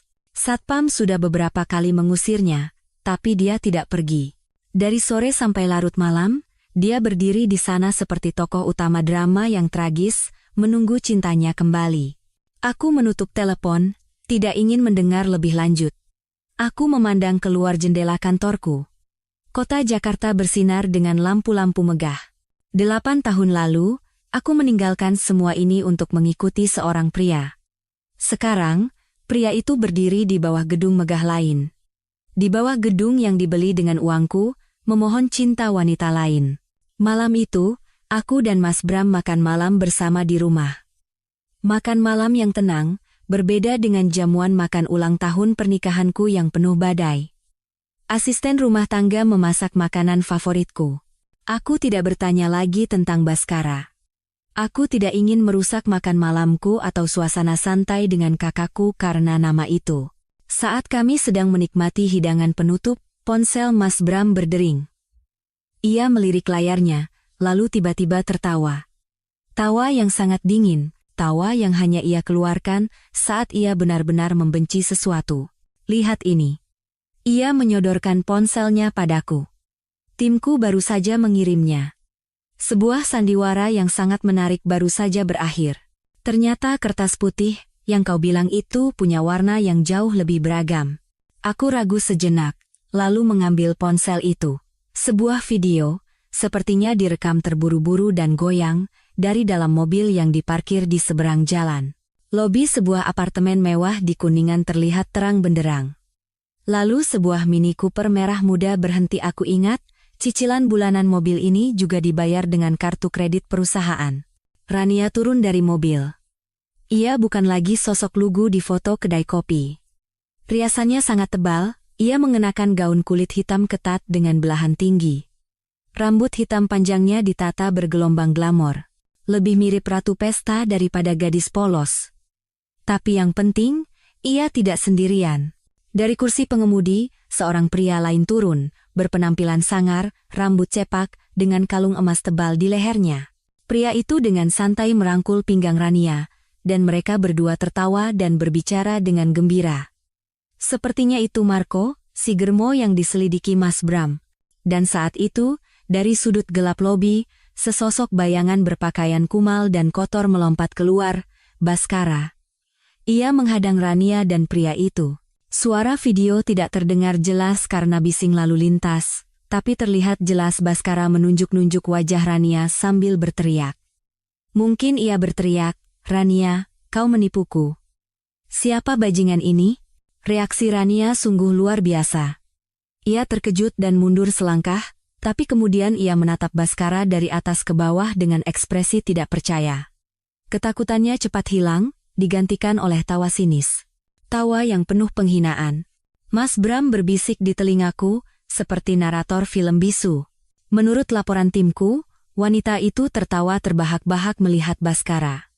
Lalu dia berkata dengan jelas di depan wajahnya, "Menipu? Kamu pikir aku benar-benar mencintaimu, dasar bodoh?" Aku membeku, mataku terpaku pada layar. Mas Bram melanjutkan. Wanita itu bilang, kalau bukan karena uang istrimu yang kaya raya itu, kamu itu siapa? Cuma insinyur konstruksi kampungan, tahu? Kata Bang Marco, orang sepertimu itu yang paling bodoh dan serakah, jadi paling gampang ditipu. Dalam video, pria bernama Marco itu maju. Tanpa berkata apa-apa, ia hanya mengayunkan tangannya dan mendorong dada Baskara dengan keras. Baskara, yang sudah lemah karena kelaparan dan kelelahan, jatuh terjerembab tak berdaya di lantai marmer dingin lobi apartemen. Rania bahkan tidak meliriknya. Ia menggandeng lengan Marco, dan mereka berdua berjalan melewatinya sambil tertawa, masuk dengan santai ke dalam lift. Aku mengembalikan ponsel itu pada Mas Bram. Tenggorokanku kering. Sandiwara itu benar-benar telah berakhir. Suami yang pernah kucintai dengan tulus, pria yang telah kupersembahkan 8 tahun masa mudaku, kini tergeletak di lantai. Dihina oleh kekasihnya dan germonya di lobi apartemen yang ia belikan dengan uang curian dariku. Ia telah kehilangan istri, keluarga, harta, dan akhirnya, cinta murni yang ia pertaruhkan segalanya. Kertas putih, yang ia puja-puja ternyata hanyalah sebuah tagihan palsu dari sebuah penipuan yang diperhitungkan dengan sempurna. Video Baskara yang terkapar di lantai lobi apartemen yang dingin terus berputar di kepalaku sepanjang malam itu, bukan karena aku kasihan padanya. Aku merasa jijik padanya dan pada diriku sendiri yang pernah mencintai orang sebodoh itu. Pria yang bahkan bisa dipermainkan oleh penipu murahan, adalah pria yang telah kupersembahkan 8 tahun masa mudaku, yang untuknya aku rela meninggalkan karier dan membangun sebuah kerajaan. Setelah makan malam, aku berkata pada Mas Bram, "Mas, mulai sekarang, jangan tunjukkan atau ceritakan apapun lagi tentang dia. Aku tidak mau tahu." Mas Bram mengangguk. "Baiklah. Aku hanya ingin menunjukkan betapa tepatnya keputusanmu untuk meninggalkannya." Aku menenggelamkan diri dalam kesibukan. Pak Ansori sedang merampungkan gugatan cerai sepihak dengan cepat. Tidak perlu ada pembagian harta. Memang tidak ada yang bisa dibagi. Semua yang kutarik adalah aset pranikah milikku atau aset Suhardiman Group. Aku hanya butuh konfirmasi hukum, selembar kertas untuk menghapus nama Baskara Hartono dari hidupku selamanya. Aku berusaha untuk tidak lagi memikirkannya. Tapi informasi yang tidak kuinginkan sesekali sampai ke telingaku. Mas Bram masih mengawasinya. Bukan karena penasaran, tapi seperti kata Mas Bram, untuk mencegahnya melakukan hal gila yang bisa merusak reputasimu. Baskara tidak kembali ke rumah sakit. Ibu Sarah yang sedang dalam masa pemulihan pasca operasi, tidak ditemani siapapun. Menurut informasi rahasia dari Soyi, keluarga Hartono sedang bertengkar hebat memperebutkan sisa biaya rumah sakit selain 50 juta yang kubayarkan. Mereka saling menyalahkan. Ayah mertuaku menyalahkan kebodohan Bima, Bima menyalahkan ketidakbecusan Citra, dan Citra menangis menyalahkan kakaknya yang telah merusak segalanya.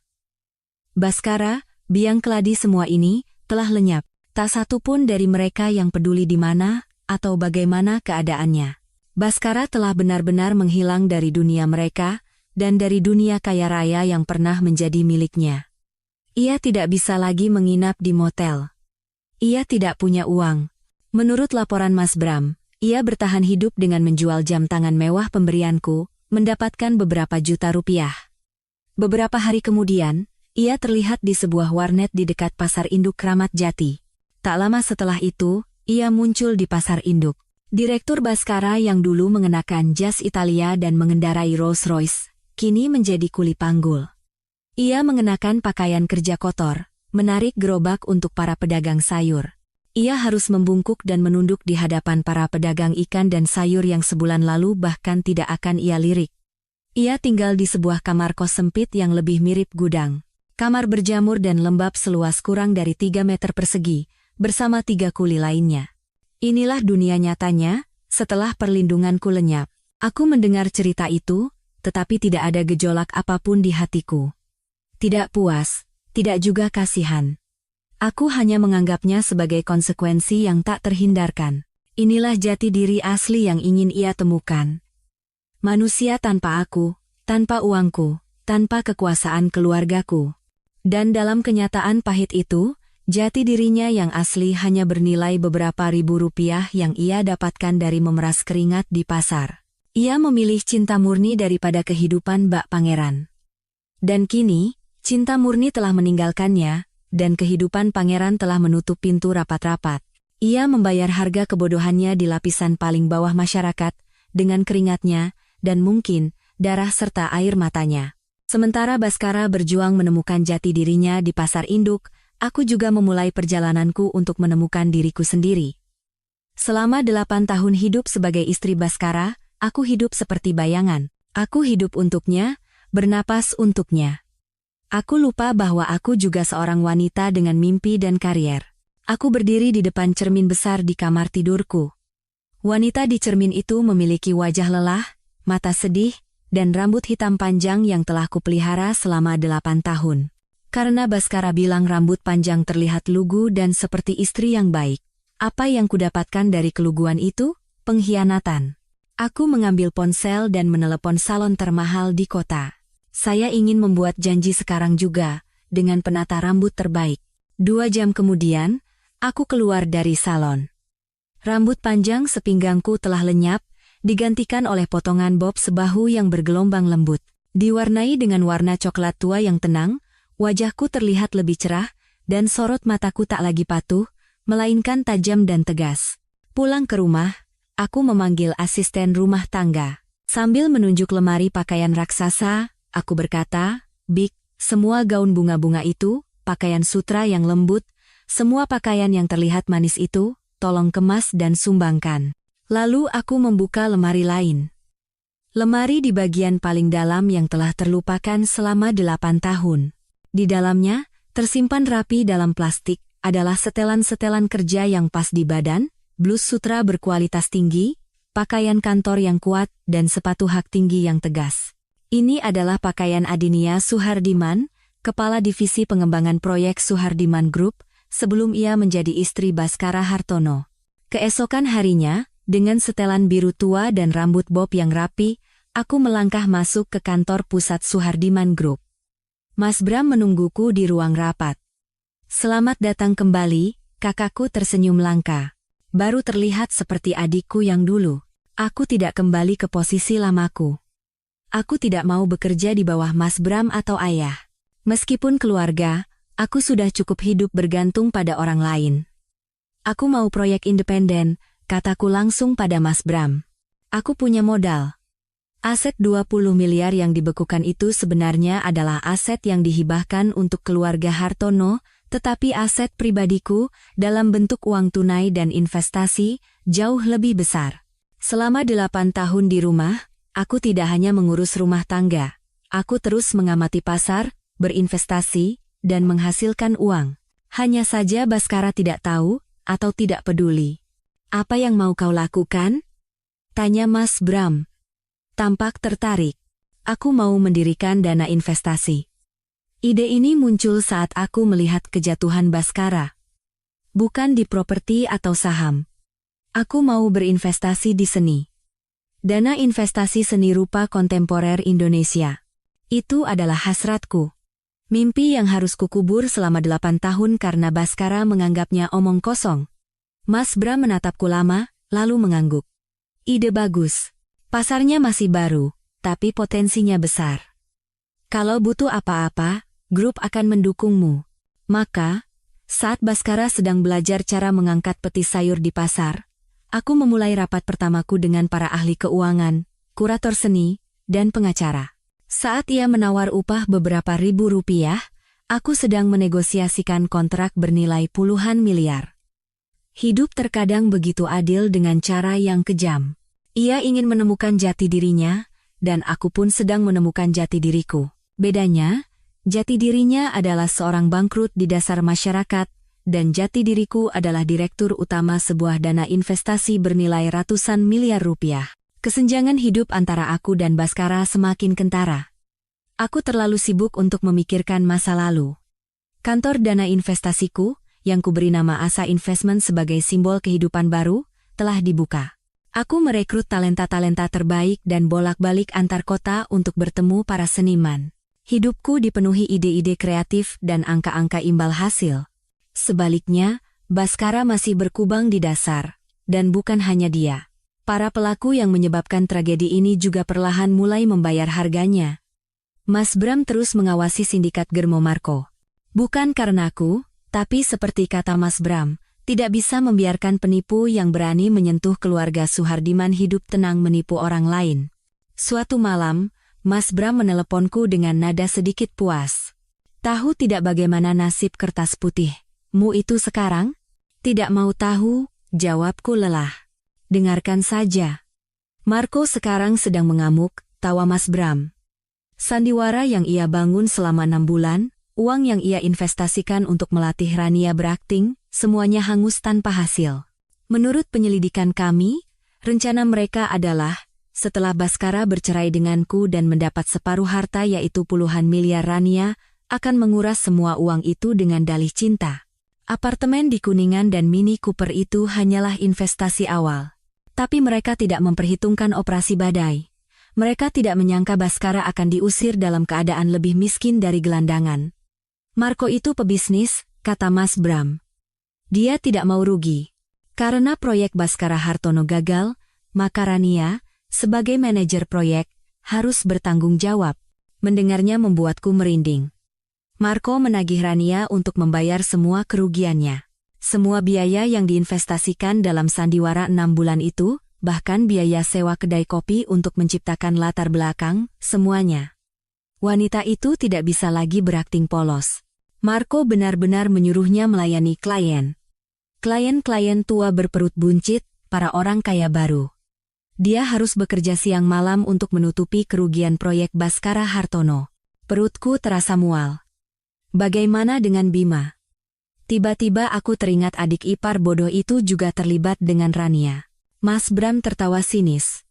Marco juga sempat mencari Bima, tapi dia tahu bocah itu juga hanya cangkang kosong. Setelah Jaya Konstruksi bangkrut, dia juga jadi gembel, dan sekarang bersembunyi ketakutan karena aku bisa menemukan bukti penggelapannya. Karena tidak bisa menagih Bima, Marco melimpahkan semua tanggung jawab pada Rania. Aku menghela napas. Jadi, mereka saling memangsa sekarang. Tepat, kata Mas Bram. Tapi Rania juga bukan wanita sembarangan. Dia terpojok. Dia butuh uang cepat untuk membayar Marco. Dan coba tebak siapa yang ia ingat? 2 orang bodoh yang pernah berlutut di kakinya. Bima sudah menghilang, jadi yang tersisa hanya Baskara. Aku menyambung kalimatnya. Firasat buruk menyelimutiku. Binatang yang terpojok akan melakukan apa saja untuk bertahan hidup. Dan Rania, saat ini, adalah binatang itu. Firasatku benar, tetapi kenyataannya lebih mengerikan dan memalukan dari yang kubayangkan. Aku tidak ada di sana. Aku tidak sudi menginjakan kaki di pasar induk yang kotor itu. Kisah ini pun diceritakan oleh Mas Bram. Timnya, yang terus mengawasi Baskara, secara tidak sengaja merekam adegan penagihan utang yang belum pernah terjadi sebelumnya ini. Setelah beberapa minggu menjadi kuli, penampilan Baskara telah berubah total. Ia hitam, kurus kering, wajahnya kuyu, dan matanya cekung. Ia sedang berjongkok di samping tumpukan keranjang sayur, memakan sepotong roti kering. Ia sedang berdebat dengan pemilik kios tentang upahnya yang tertunggak Rp20.000. Pemilik kios memakinya malas dan tidak becus bekerja, tapi ia hanya menunduk, tidak berani membantah. Saat itulah Rania muncul. Ia bukan lagi kertas putih atau ratu pesta. Ia tampak seperti pecandu narkoba. Rambutnya acak-acakan, wajahnya kuyu karena kurang tidur. Riasannya menor dan luntur. Seperti anjing pelacak menemukan mangsanya, ia menemukan Baskara di antara tumpukan sayuran kotor. Tanpa basa-basi, ia berlari dan merebut roti di tangan Baskara, lalu melemparnya ke tanah. Masih bisa makan, ya? Teriaknya nyaring. Seluruh pasar menoleh. Baskara mengangkat kepala dengan bingung. Melihat Rania, mungkin secercah harapan sempat terlintas di matanya. Wanita yang telah membuatnya membuang segalanya. Uangnya mana? Teriak Rania sebelum Baskara sempat bicara. Kamu sembunyikan di mana? Katanya cinta sama aku, katanya mau tanggung jawab. Terus sekarang apa? Aku disiksa Marco sementara kamu ngumpet di sini. Kamu tahu nggak aku sengsara gara-gara kamu? Baskara, yang sepertinya sudah benar-benar sadar dari fantasinya, tergagap. Aku sudah bilang. Aku benar-benar tidak punya uang sepeser pun, aku juga ditipu. Gak peduli. Rania dengan gila mencengkeram kerah baju kerja Baskara yang usang. Aku butuh uang. Kasih sekarang. Kalau enggak, Marco bisa bunuh aku. Kamu pasti sembunyikan uang, kan? Mana? Gak ada. Sumpah, gak ada. Baskara melawan dengan lemah. Keputusasaan Baskara sepertinya menjadi pemicu ledakan kegilaan Rania.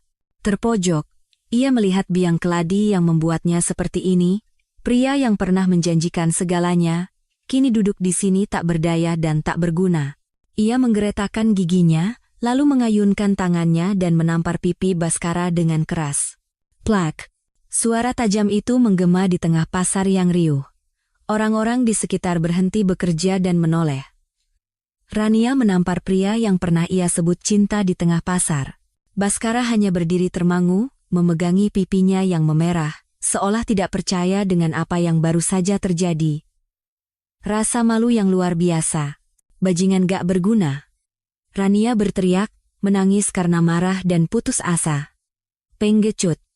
Jila aku percaya sama kamu. Ia mengangkat tangannya lagi untuk menampar, tapi kali ini Baskara, secara mengejutkan, sadar dan mendorongnya. Pergi. Pergi sana. Rania mulai tertawa histeris. Aku yang disuruh pergi? Lihat dirimu. Lebih parah dari gelandangan. Sampah. Ia meludah di dekat kaki Baskara, lalu berbalik dan pergi terhuyung-huyung. Meninggalkan Baskara yang membeku di tengah tawa sinis dan tunjukkan jari orang-orang pasar, sambil memegangi pipinya yang bengkak. Mas Bram mematikan video itu. Ia menatapku. Sandiwara mereka. Lumayan juga, kan? Aku tidak berkata apa-apa. Aku hanya merasakan rasa jijik yang tak terbatas. Inilah harga terakhir dan termahal untuk cinta murni. Nya. Sandiwara Rania menampar Baskara di pasar induk itu seperti noda tinta kotor di kanvas hidupku. Aku tidak mau lagi melihat, mendengar, atau tahu tentang mereka. Aku meminta Mas Bram untuk tidak lagi melaporkan kondisi Baskara. Entah ia mengemis di mana, atau dipukuli siapa, aku tidak peduli. Aku harus membersihkan hatiku. Aku punya seseorang yang jauh lebih penting dari mereka semua. Akhir pekan. Aku mengendarai mobil ke sekolah asrama internasional tempat putraku, Gio, bersekolah. Anakku berusia 6 tahun ini. Satu-satunya hal yang tidak kusesali dari pernikahanku adalah kehadiran anak ini. Mobil meluncur mulus di jalan aspal yang rata. Pohon-pohon hijau di kedua sisi jalan menuju halaman sekolah yang tenang. Udara di sini bersih dan damai. Dunia yang sama sekali berbeda dari pasar induk yang lembab dan bau tempat Baskara mengubur hidupnya. Aku telah berusaha sekuat tenaga agar anakku tumbuh di lingkungan terbaik, agar ia tidak pernah merasakan sisi kotor kehidupan. Tapi hari ini, justru aku yang harus membawa kekotoran itu padanya. Aku duduk di ruang tunggu sekolah, telapak tanganku berkeringat. Ini pertama kalinya aku akan membawa Gio pulang tanpa Baskara. Bagaimana aku akan menjelaskannya? Selama beberapa minggu terakhir, aku berbohong, mengatakan ayahnya sedang sibuk dinas ke tempat yang jauh, dan kami hanya berkomunikasi lewat panggilan video. Tapi Gio anak yang cerdas. Ia akan tahu. Bunda. Suara jernih Gio membuyarkan lamunanku. Ia berlari keluar dari kelas dengan seragam rapi dan wajah ceria. Persis seperti diriku waktu kecil. Ia melompat ke pelukanku dan memeluk leherku erat. Aku menghirup dalam-dalam aroma sabun bayi yang wangi dari rambutnya. Aroma murni yang menghapus semua kekhawatiran. Bunda, Gio kangen, celotehnya. Minggu ini kita ke Gria Tawang, ya? Gio mau berenang. Ayah belum pulang juga? Dinasnya lama banget. Aku memeluknya erat. Jantungku terasa sesak. Pertanyaan yang paling kutakutkan akhirnya datang. Aku memasukkan Gio ke mobil dan memasang sabuk pengamannya dengan hati-hati. Aku tidak langsung menjawab. Aku menyalakan mesin dan mengemudikan mobil perlahan keluar gerbang. Apa yang harus kulakukan? Aku menepikan mobil di sudut halaman yang sepi, di bawah naungan pohon besar. Aku menoleh ke arahnya. Gio juga menatapku dengan mata bulatnya yang besar, menunggu jawaban. Aku menarik napas dalam-dalam. Aku tidak bisa lagi berbohong pada anakku. Gio, aku berusaha membuat suaraku selembut mungkin. Dengarkan Bunda baik-baik, ya. Ayah dan Bunda tidak akan tinggal di satu rumah lagi. Gio mengerjap. Wajah kecilnya menunjukkan kebingungan. Kenapa?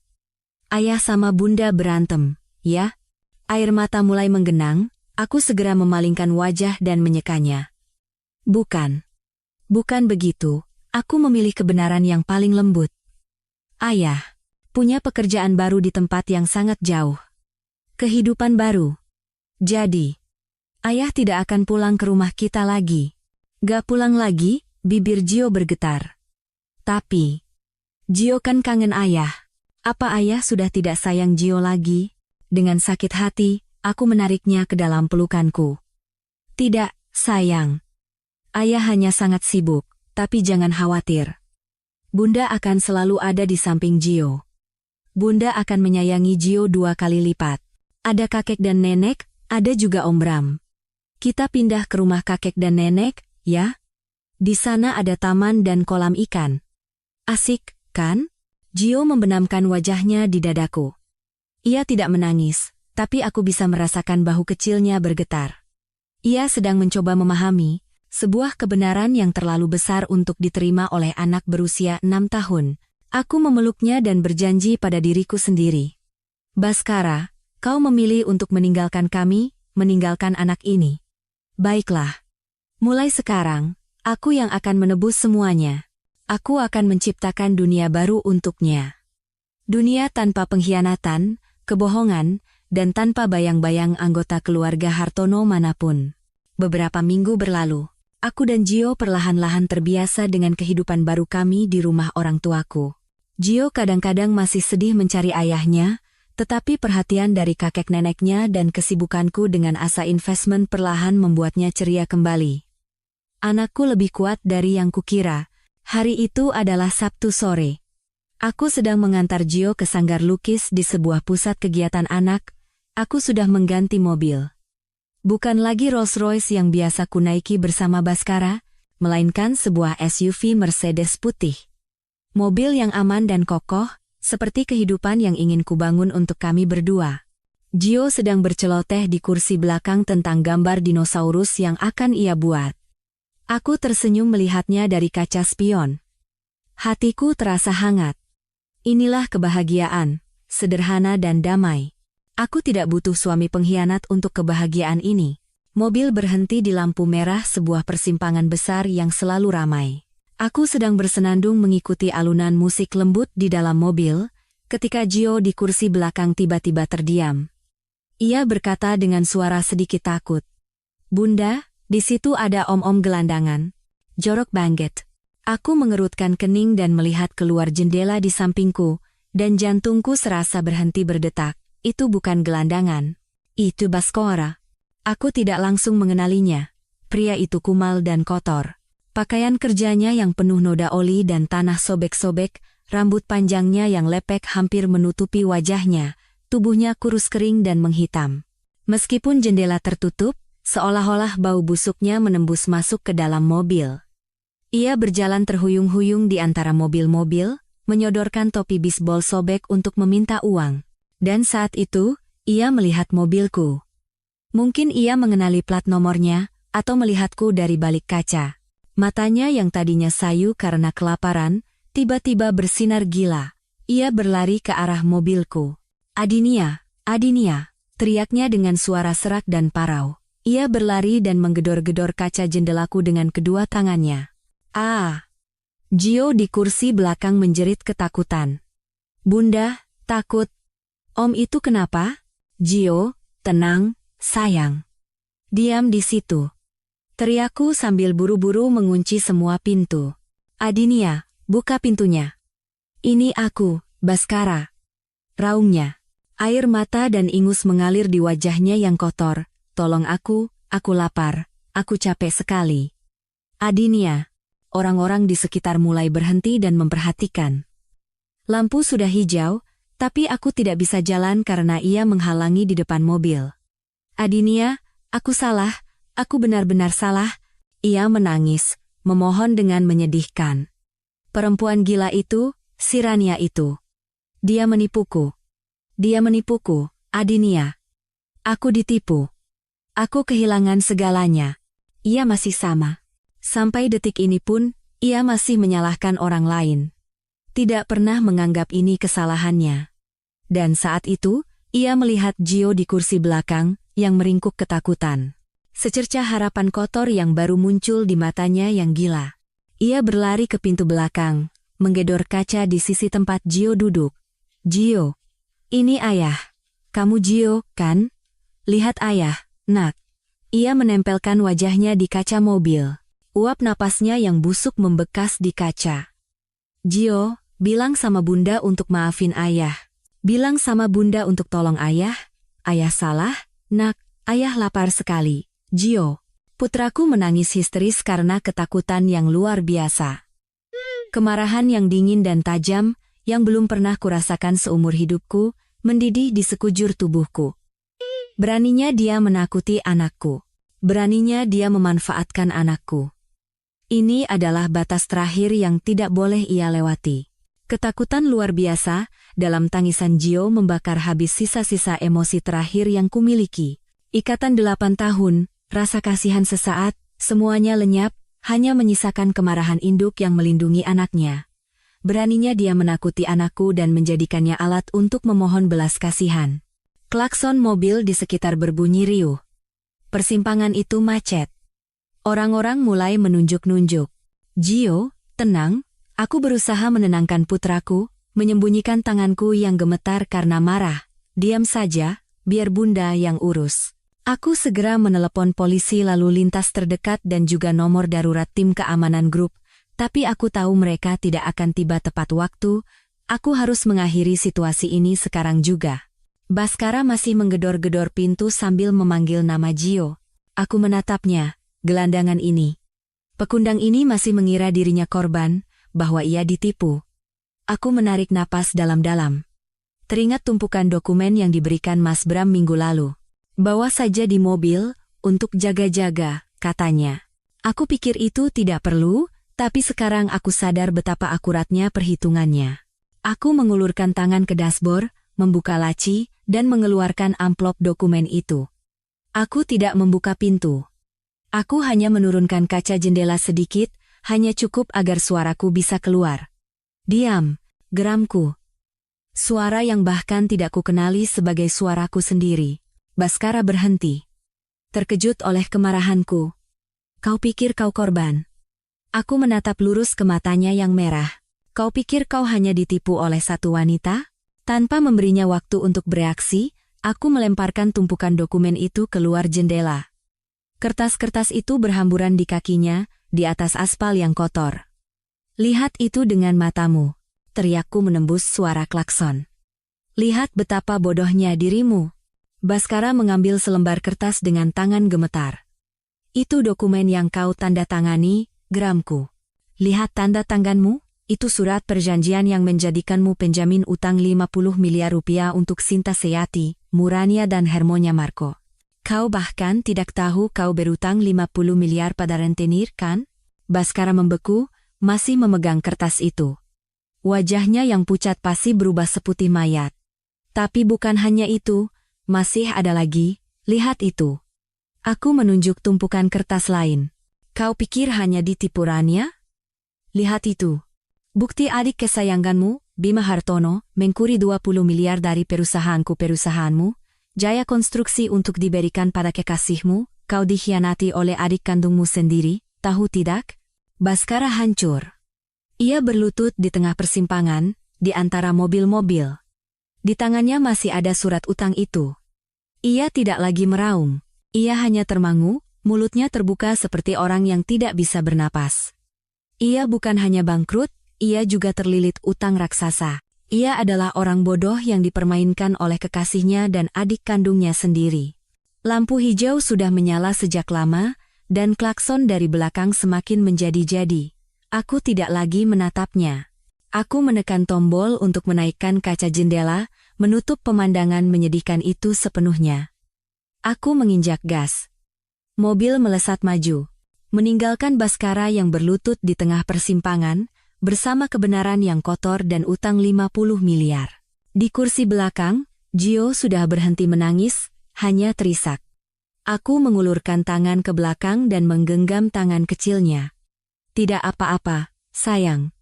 Semuanya sudah selesai.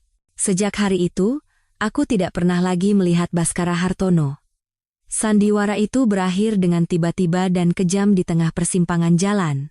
Belakangan aku dengar dari Mas Bram, polisi lalu lintas datang dan membawanya ke pos polisi atas tuduhan mengganggu ketertiban umum. Tapi kemudian terpaksa melepaskannya. Ia bukan lagi warga dunia ini. Dan seperti dugaanku, utang 50 miliar itu bukan main-main. Setelah Germo Marco tertangkap atas tuduhan penipuan dan prostitusi lain, ia mengakui segalanya, termasuk penipuan surat utang yang ditandatangani Baskara. Para kreditur yang sesungguhnya para preman kelas kakap mulai mencari Baskara. Ia menghilang. Benar-benar lenyap. Ada yang bilang ia kabur ke luar negeri, ada juga yang bilang ia tertangkap oleh para kreditur dan membayar harga yang lebih mahal dari nyawanya, tapi aku tidak peduli. Bagiku, ia sudah mati sejak malam ia bercerita tentang cinta sejatinya. Keluarga Hartono juga hancur berantakan. Ibu Sarah, setelah keluar dari rumah sakit, tanpa rumah dan uang, menumpang di tempat Citra. Tapi Citra, yang terbiasa hidup mewah, juga kesulitan mencari nafkah, dan tidak sanggup mengurus ibunya yang tua dan sakit. Ibu Sarah akhirnya meninggal dalam kesendirian di sebuah kamar kontrakan kumuh di pinggir kota. Soi memberitahuku kabar duka itu, tapi aku tidak mengirim uang duka, hanya sebuah karangan bunga. Bima, setelah menggelapkan 20 miliar dari Jaya Konstruksi dan Mas Bram menyerahkan semua buktinya ke pihak berwajib, kabur membawa sisa uangnya dan tidak diketahui rimbanya. Citra, tanpa sumber dana, terpaksa menjual Porsche sitaanku dan barang-barang mewahnya untuk bertahan hidup, dan kini kabarnya hanya membuka toko online sambil setiap hari mengeluh di media sosial. Rania dan Marco, seperti kata pepatah, sepandai-pandainya tupai melompat akhirnya jatuh juga. Mereka mendekam di penjara, menebus semua kejahatan mereka. Semuanya telah reda. Nama-nama mereka seperti debu yang tertiup angin waktu. Kehidupanku dan Gio membuka lembaran baru. Asa investmenku sukses di luar dugaan. Aku tidak hanya berinvestasi, tetapi juga mensponsori seniman-seniman muda berbakat, menemukan kegembiraan dan makna dalam pekerjaan. Sesuatu yang tidak akan pernah kudapatkan sebagai ibu rumah tangga kaya selama 8 tahun. Aku membeli sebuah rumah besar dengan taman di kawasan pinggiran yang tenang dan berudara sejuk. Setiap akhir pekan, aku dan Gio berkebun dan membaca buku bersama. Putraku tumbuh menjadi anak yang sehat, cerdas, dan penuh kasih. Ia tidak pernah lagi bertanya tentang ayahnya. Sosok ayahnya telah sepenuhnya tergantikan oleh kakeknya dan Om Bram. Suatu sore, aku menghadiri pembukaan pameran seorang seniman muda yang disponsori oleh dana investasiku. Saat sedang mengagumi sebuah lukisan cat minyak, sebuah suara bariton yang lembut terdengar di sampingku. Lukisan yang indah. Kedalaman warnanya luar biasa. Seperti pemiliknya. Aku menoleh. Itu Tirta Wijaya, seorang pengusaha sukses di bidang teknologi. Kami pernah bertemu beberapa kali di acara. Ia seorang duda yang membesarkan putrinya sendirian. Kami pernah beberapa kali mengobrol tentang seni dan kehidupan sebagai orang tua tunggal. Aku tersenyum. Anda terlalu memuji. Saya hanya beruntung bisa mengenali karya ini. Pak Tirta menatapku. Tatapannya bukan basa-basi, melainkan penuh hormat dan pengertian. Saya pikir itu bukan keberuntungan, tapi mata yang jeli. Bu Adinia, setelah acara ini selesai, bolehkah saya mendapat kehormatan untuk mentraktir Anda secangkir kopi? Aku menatapnya. Lalu aku memandang keluar jendela galeri. Senja mewarnai langit dengan rona oranye yang hangat, badai telah berlalu, dan langit cerah. Aku tersenyum padanya, senyum yang tulus untuk pertama kalinya setelah sekian lama. Tentu saja, Pak Tirta. Dengan senang hati. Hidupku telah membuka lembaran baru. Lembaran yang akan kutulis sendiri, tanpa kebohongan dan pengkhianatan, hanya diisi dengan ketenangan dan hal-hal yang berharga.